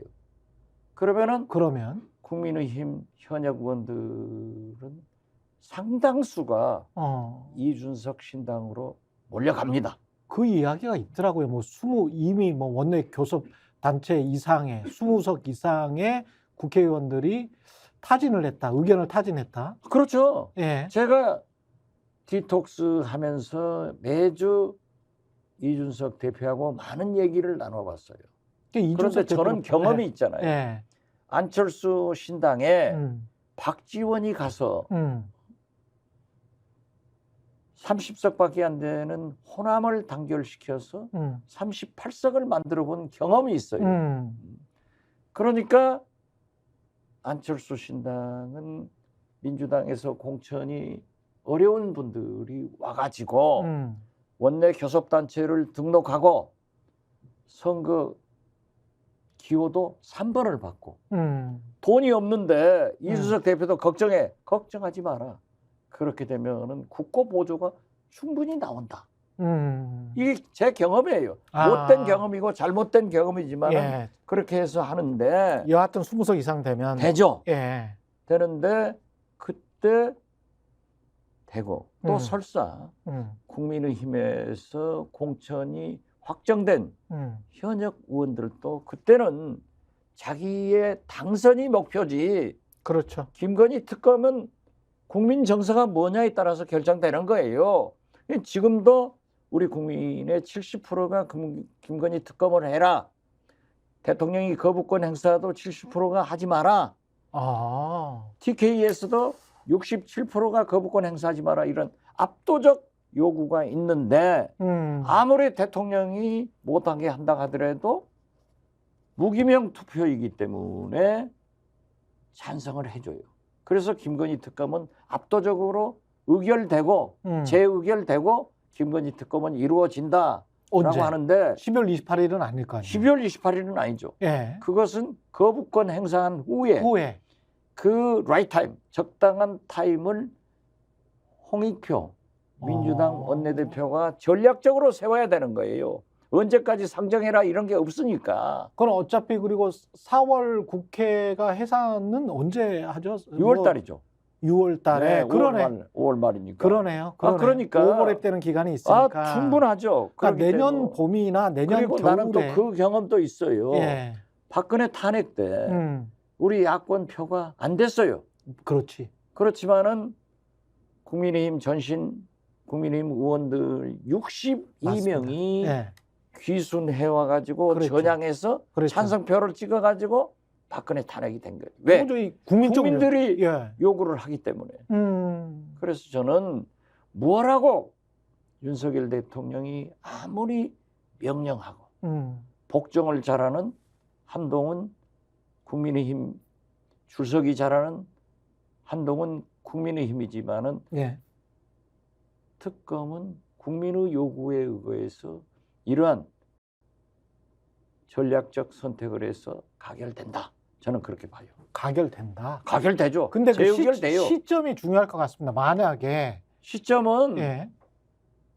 4월 10일이 선거 아니에요. 예. 총선 그렇기 전에. 때문에 총선 전에 해야죠. 아니 근데 총선 전에 한다고 하더라도 총선 전에 임박해서 하면 그거는 지금 현재 야권의 승리로 기록되겠지만 아주 이른 시기에 그러니까 뭐 1월이랄지 2월에 만약에 한다면 1월이랄지 2월에 한다면 그거는 여권에서 여권의 어떤 혁신의 어떤 무기, 카드 이렇게 활용할 수도 있는 거 아니에요? 아니 그것은 예.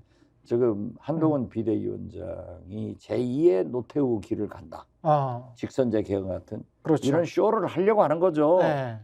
그렇지만 우리 국민이 한 번 속은 일을 두 번 속아요? 민주당이 잘하고 있다니까 이번에는 잘하고 있는 거예요. 그렇기 때문에 저는 총선 전에 된다. 일부 보수 언론에서 총선 후에 특검을 하자 이런 안을 냈더라고요. 그렇죠. 조선일보가 그러니까 치고 들어왔죠. 예.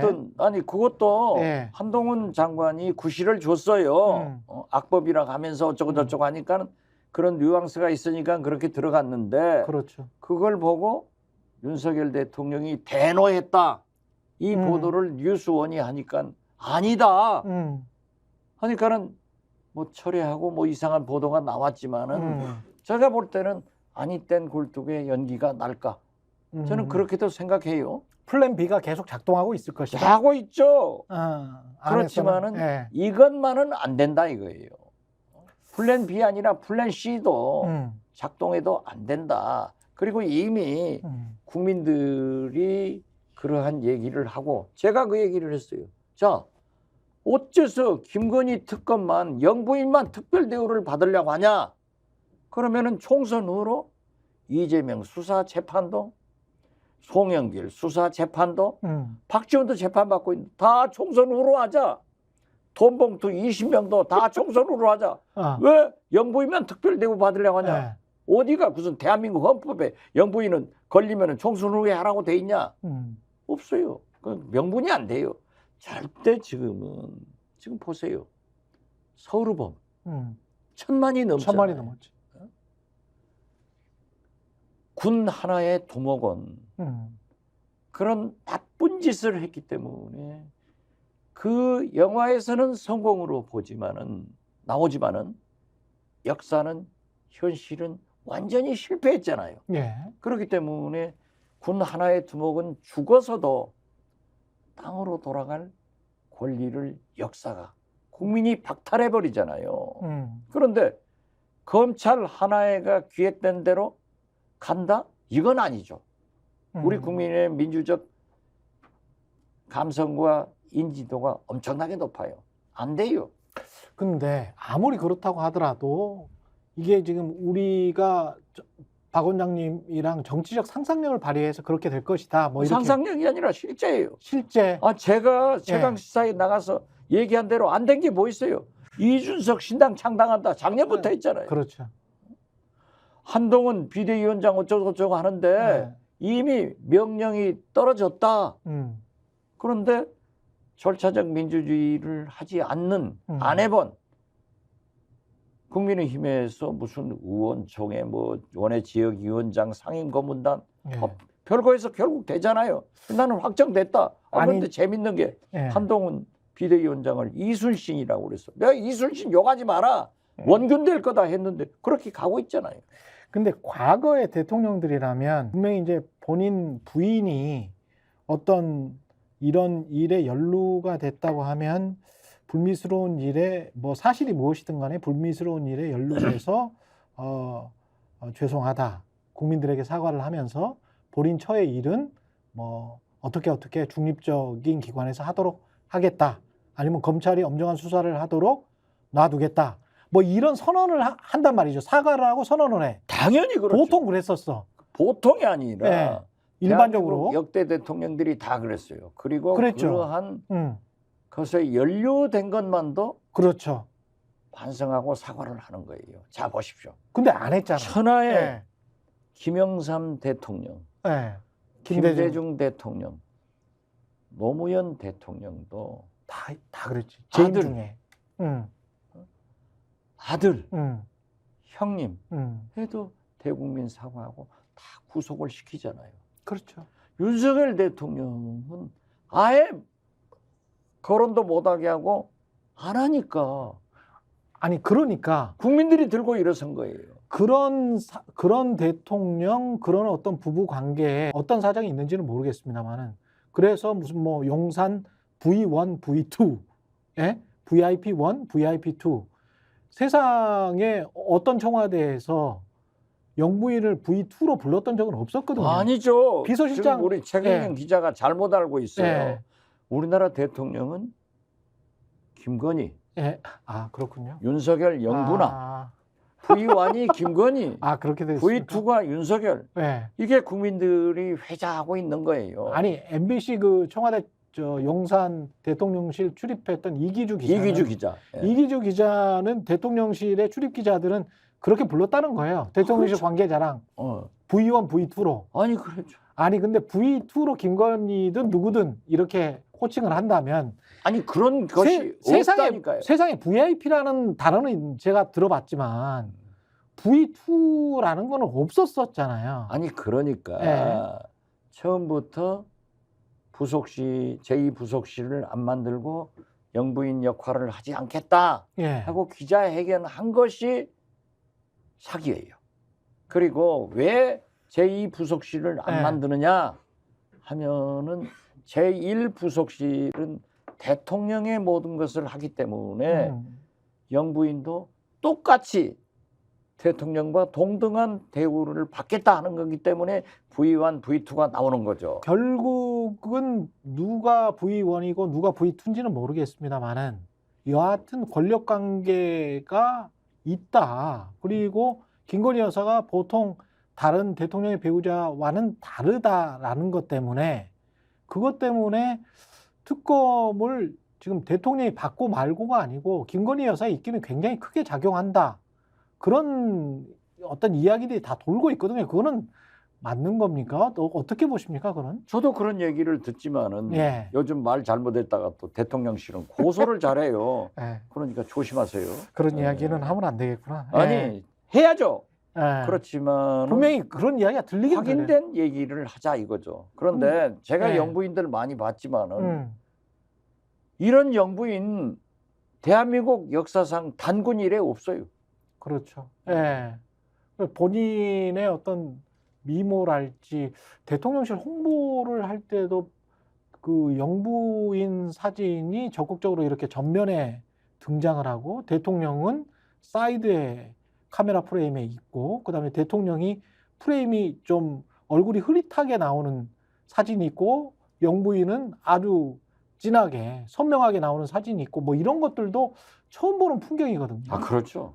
그런 것들을 생각해 보면 그런 것들을 자꾸 보니까 사람들이 뭔가 권력 관계가 이상해 그런 생각을 가질 수밖에 없는 것 아니 같기도 하고요. 그런데 윤석열 네. 대통령이 잘한 게 두 가지가 있어요. 국민의 나이를 한두 살 내려준 거. 이거 얼마나 잘했어요? 예. 그다음에 예. 자기 부인을 진짜 레이디 퍼스트 정신이 투철한 거. 부인을 잘 모시는 거. 그러면 잘한 일인데 이게 대통령 부인이 아니면 괜찮아요. 그렇지. 그럼 대통령 영부인이 그러니까 안 되는 거지. 그러니까 장삼이사의 부인이면 괜찮죠. 당연하죠. 예. 그리고 아 그런- 저처럼 제 아내한테 잘못해가지고 일찍 하늘나라로 보내니까 제가 얼마나 불쌍하게 살아요. 예. 그렇지만은 대통령은 대통령이고 영부인은 영부인인데 이게 혼돈해서 있기 때문에 그렇죠. 오히려 때로는 앞서가기 때문에 음. 때로는 사진에서도 그러지만은 걸음도 앞서갈 때가 있잖아요. 음. 이런 거기 때문에 국민들이 눈살을 찌푸리고 저건 아닌데 그러는 거예요. 근데 이거를 총선 이전에 정리를 해버리는 게 어떤 김건희 리스크를 정리를 하는 게 국민의힘 입장이나 대통령 입장에서는 훨씬 더 낫지 않습니까? 총선 낫죠. 이후까지 끌고 가면 난데 예. 지금 특검법이 통과돼서 뭐 재결의를 하더라도 거부권 행사에서 재결의 하더라도 진행이 그렇게 빨리 안 돼요. 봄 이후 그렇지. 예. 그러니까 총선 중에 특검 활동은 진행되지만은 결론은 총선 후에 나올 것이다. 저는 한참 그렇게 후에. 예측해요. 예. 아니 박근혜 특검 보세요. 그게 얼마나 만약에 총선이 걸렸지. 예. 총선 전후가 된다고 하더라도 특검이 실시가 되면 그게 또 대선까지도 영향을 미칠 수가 있겠네요. 당연하죠. 그럼 그 국민의힘은 결과에 따라서는 어. 엄청난 것이 나올 수 있어요. 그리고 그게 이제 만약에 확정이 된다면 예.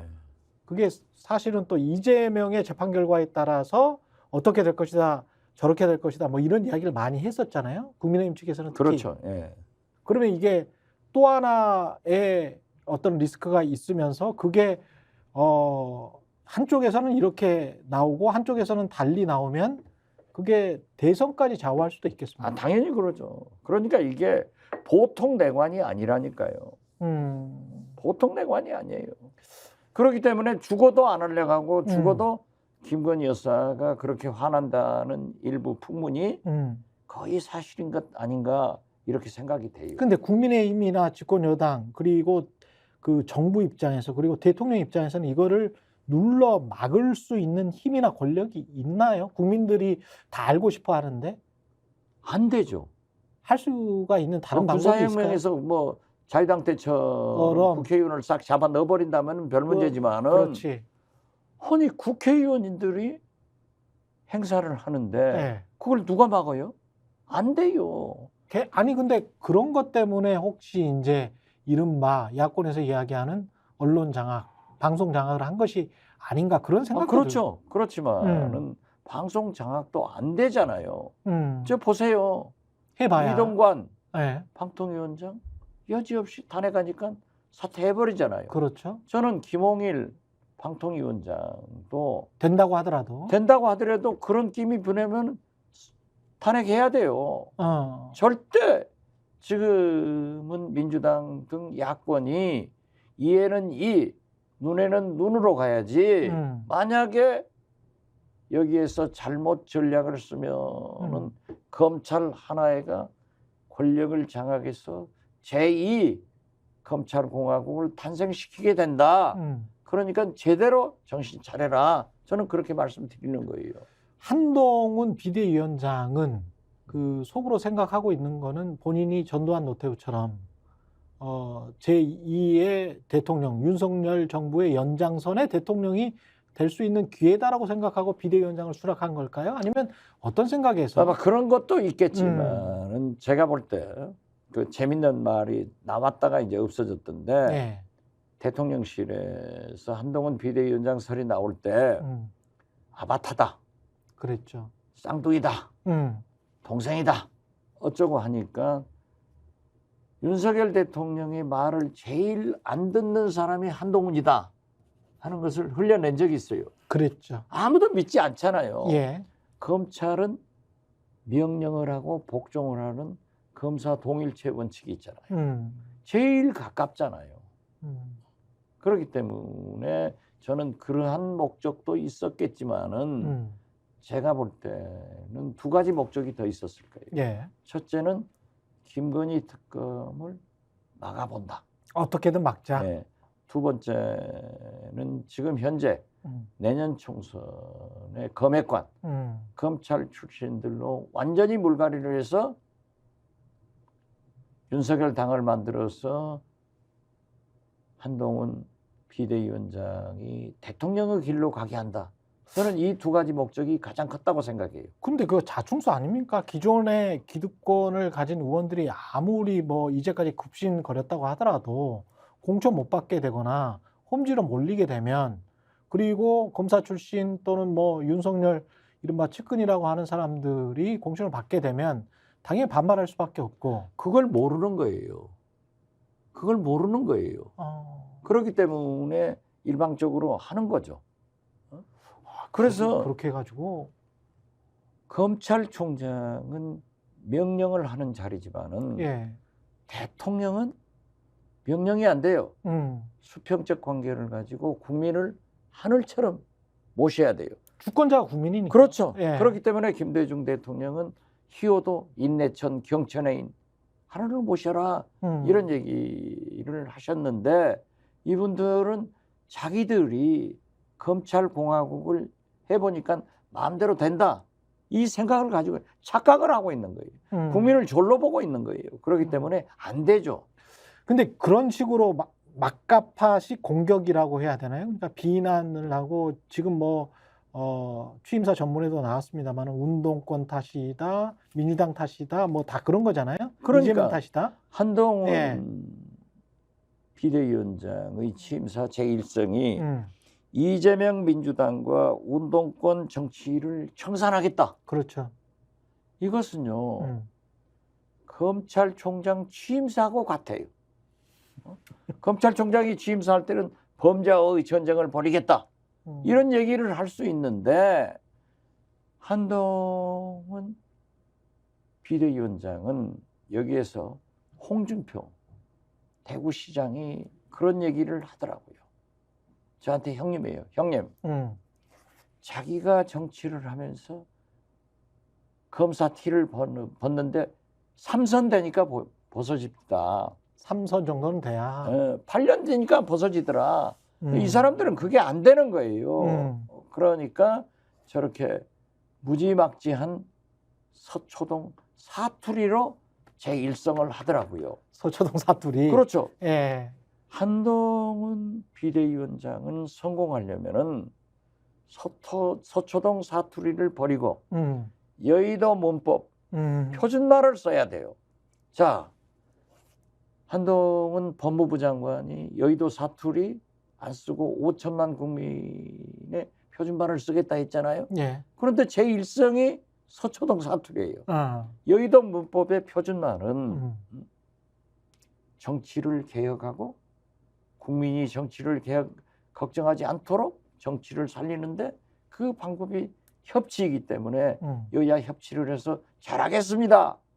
이게 정석 아니에요? 그런데 이재명 민주당 운동권 정치를 척결한다.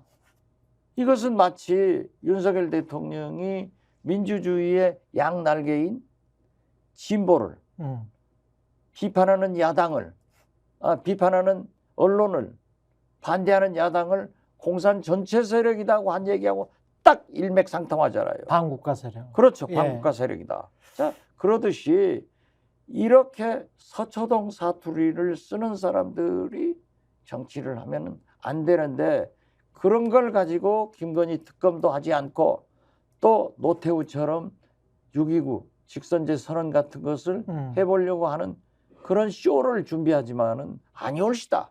우리 국민의 민주주의 감성과 인지 지수가 굉장히 높아요. 근데 얼마나 높아졌는지 거기에 대해서는 저는 약간 회의적인 게 이런 거는 있습니다. 과거에 IMF 환란 위기가 왔었잖아요. 그거를 불러 일으킨 김영삼 전 대통령이 공적도 큽니다만 여하튼 IMF 환란 위기가 왔고 김대중 대통령이 당선이 됐잖아요. 그런 국가가 망하는 상황에도 겨우 당선됐거든요. 그때 40만 표 차였던가요? 그렇죠. 40만 표 차로 당선이 됐어요. 그리고 박근혜 전 대통령이 탄핵을 당했던 그 상황에서도 자유한국당은 하여간 지금 다시 되살아났습니다. 그래서 국민의힘이 됐잖아요. 그리고 재집권에 성공을 했고 그러면 그런 것들을 보면 그 한 30% 정도의 굉장히 안정적인 지지층을 가지고 뭔가를 다 할 수 있다. 최소한 우리 거는 지킬 수 있다. 그런 생각을 가지고 있는지도 모르겠다. 있죠. 예. 그렇기 때문에 윤석열 대통령은 0.7% 차이로 대통령이 됐지만 그 순간 잊어먹어야 돼요. 나는 100% 대통령으로서 100% 국민을 위한 국정을 해야겠다라고 생각을 하는데 윤석열 대통령은 지금 태극기 부대 30% 전후의 지지를 받고 있잖아요. 예. 딱 거기만 상대를 하는 거예요. 70% 국민이 특검을 찬성하는데도 30% 국민은 반대하기 때문에 거기만 쳐다보는 거예요. 그렇기 때문에 그러한 편향된 정치를 하는 거고 또 보면은 사실 보수 기득권들이 그만큼 강한 거예요. 강하죠. 예. 강하기 때문에 그걸 내놓지 않으려고 하는데 진보 세력들은 또 분열도 잘하잖아요. 그렇지만 이번에는 보수가 어제 이준석 전 대표가 탈당을 했고 태동을 하는데 민주당도 또 흔들흔들 한단 말이에요. 그렇기 때문에 문제가 있지만은 제가 볼 때는 그러한 표 차이가 문제가 아니라 이러한 생각을 가지고 있는 대통령의 심판론이 주요하기 때문에 내년 총선도 승리를 해야 되고 정권 교체도 반드시 이루어갈 수 있다. 만약에 총선에 우리가 야권이 패배를 하면은 윤석열 독주 정권이 의회 권력까지 장악했을 때 무소불위에 이 나라가 어떻게 될 거예요. 그렇기 때문에 우리 국민들은 잘 알고 있어서 나는 거기까지는 걱정하지 않는다 이렇게 말씀드립니다. 얼마나 표를 줄지 그게 저는 좀 궁금한 게 야권에 30% 안팎의 지지를 얻고 있는 윤석열 대통령이 있는데 그러면 60, 70%가 민주당이나 야권에 다 가야 되는데 60, 70%는 또 지지를 얻고 있지는 못하죠. 오히려 뭐 30% 중반대의 민주당과 30% 중반대의 국민의힘이 지금 맞짱을 뜨고 있는 그런 상황이란 말입니다. 그러면 30% 정도의 대통령 지지율에도 불구하고 60, 70%의 총선 승리를 그게 진짜 큰 대승이잖아요. 그렇죠. 그 대승을 담보하지 못하는 이유는 뭡니까? 그럼 뭘 해야 대승을 할 수가 있습니까? 민주당은? 글쎄요, 이제 그게 예. 정치 공학적으로나 음. 뭐 전략적으로 어떻게 설명할 수는 없어요. 예. 그렇지만은 정치는 음. 60%가 100%입니다. 60%가 100%다. 예, 항상 30~40% 비주류, 음. 반대 세력이 있기 마련이란 말이에요. 음. 그렇지만은 한 2달 전에 음. 진보 세력 중에 차기 대통령 후보로 이재명 대표가 72%가 나왔더라고요. 아, 이건 뭉치고 있구나. 상대적으로 보수 중에서 후보는 한동훈 후보가 41% 나왔더라고요. 예. 그래서 야, 이게 상당히 뭉쳐가는구나 했더니 최근에는 또 달리 나왔죠. 또 달리 이 한동훈 후보가 이재명 후보보다 오차 범위에서 앞섰어요. 이런 엎치락뒤치락이 있었지만은 제가 볼 때는 그렇게 60~70%의 압도적 지지를 받는 그런 선거 결과는 나오지 않을 것이다. 아, 저는 그래요? 그렇게 봐요. 아, 네. 민주당이. 그렇죠. 예. 왜냐하면은 그러기는 힘들다.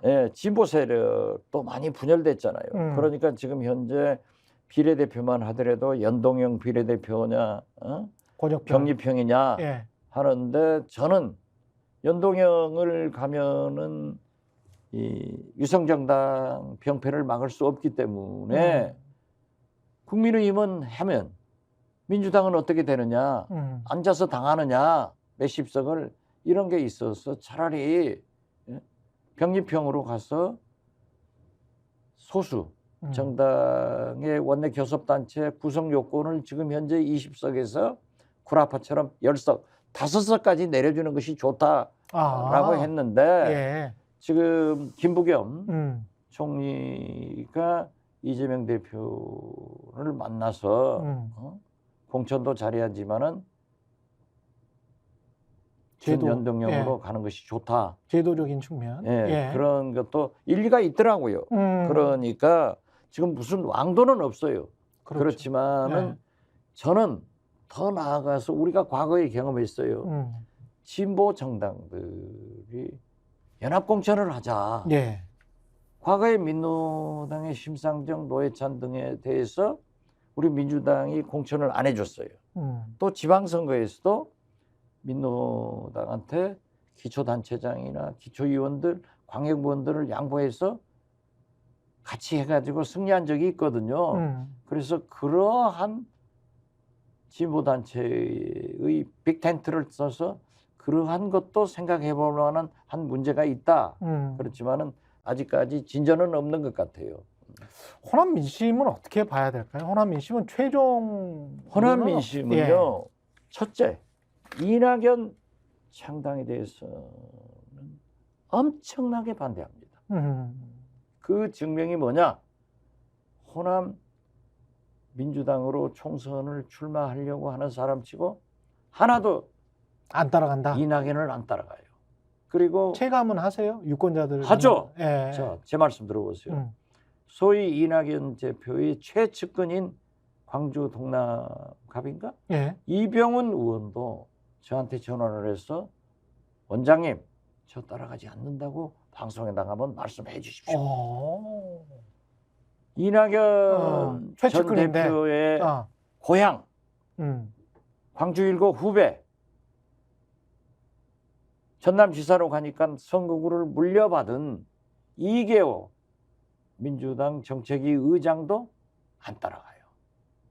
이것이 증명이고 그러네. 바닥에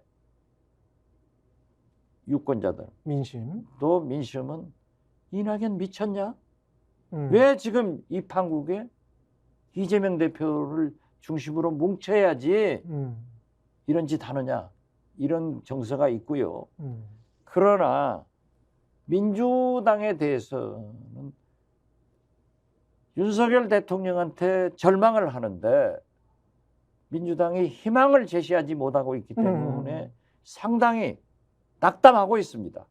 그래서 나는 총선에 또 과거 안철수, 박지원의 국민의힘, 안철수 당 같은 결론은 안 나온다고 하더라도 공천을 잘못하면은 무소속 의원들이 많이 진출할 수 있는 개연성이 있다. 그것이 지난 2년 전에 지방선거하고 똑같은 결과가 있다. 그러니까 민주당은 단결하고 강한 민주당에 대해서 윤석열 독주 정권하고 싸우는 그런 개혁된 모습을 보여야 된다.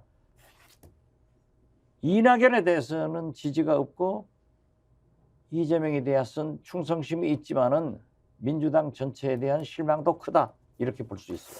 이낙연 총리가 저렇게 하는 거는 일종의 그 대선 때 어떤 보복 심리, 복수 심리, 뭐 이런 것, 그 다음에 좀 인정을 하지 않으려는 어떤 마음 이런 게 좀 있을까요? 제가 그제 예.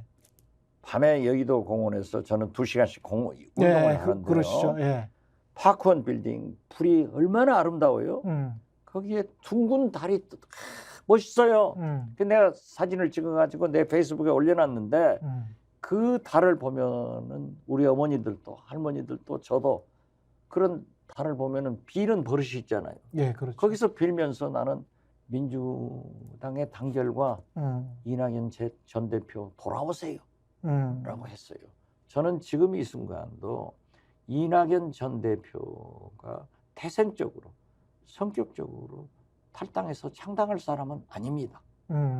그러나 민주당이 이낙연 전 대표를 악마화해서도 안 돼요. 그래서 저는 이재명 대표가 만나라. 그러니까 만나겠다. 만나서 설득해라. 네, 그렇죠. 그러면은 이재명 대표가 만나자고 손을 내밀었으면은 이낙연 전 대표도 손을 잡아야지. 왜 발을 내밀어? 뭐 사진만 찍고는 안 한다? 그리고 말도 안 되는 게 대표가 사퇴하고 공동 비대위원장으로 가자. 자, DJ도 사퇴한 적이 있다. DJ는 선거에 패배하고 사퇴를 했어요. 이낙연이 주장하는 것은 틀린 거예요. 이재명 대표는 최근에 있었던 강남구청장 보선에서 압도적 승리를 했잖아요. 강서구청장. 강서구청장. 예. 참. 그걸 왜 가요? 그래서 저는 그런 얘기 하지 말고 이낙연 대표 당신도 이재명이 집으로라도 찾아가서 한번 해포를 불어봐라 하는 거예요. 그래서 저는 이 순간도 이낙연 전 대표가 나가서는 안 되고 돌아와요. 민주당으로 부산항에 이런 노래를 부르고 싶어요. 안 될 겁니다. 지금 뭐 12월 말까지 어쩌고 저쩌고 했는데 예. 최근 오늘 그러니까 어제 그 폴리뉴스 예. 인터뷰를 보면은 조금 더 톤 다운 됐더라고요. 신당은 없을 것이다. 저는 그래서- 그렇게 봐요. 예. 어떻게 될지 모르겠네요. 예. 오늘은 여기까지 예. 박지원 전 국정원장이었습니다. 고맙습니다. 예. 돌아와서 반가워요. 예. 이낙연도 같이 데리고 오세요. 예. 28일 정치본색은 여기까지고요. 예. 내일 금요일은 조수진의 정치본색으로 다시 찾아뵙겠습니다. 고맙습니다.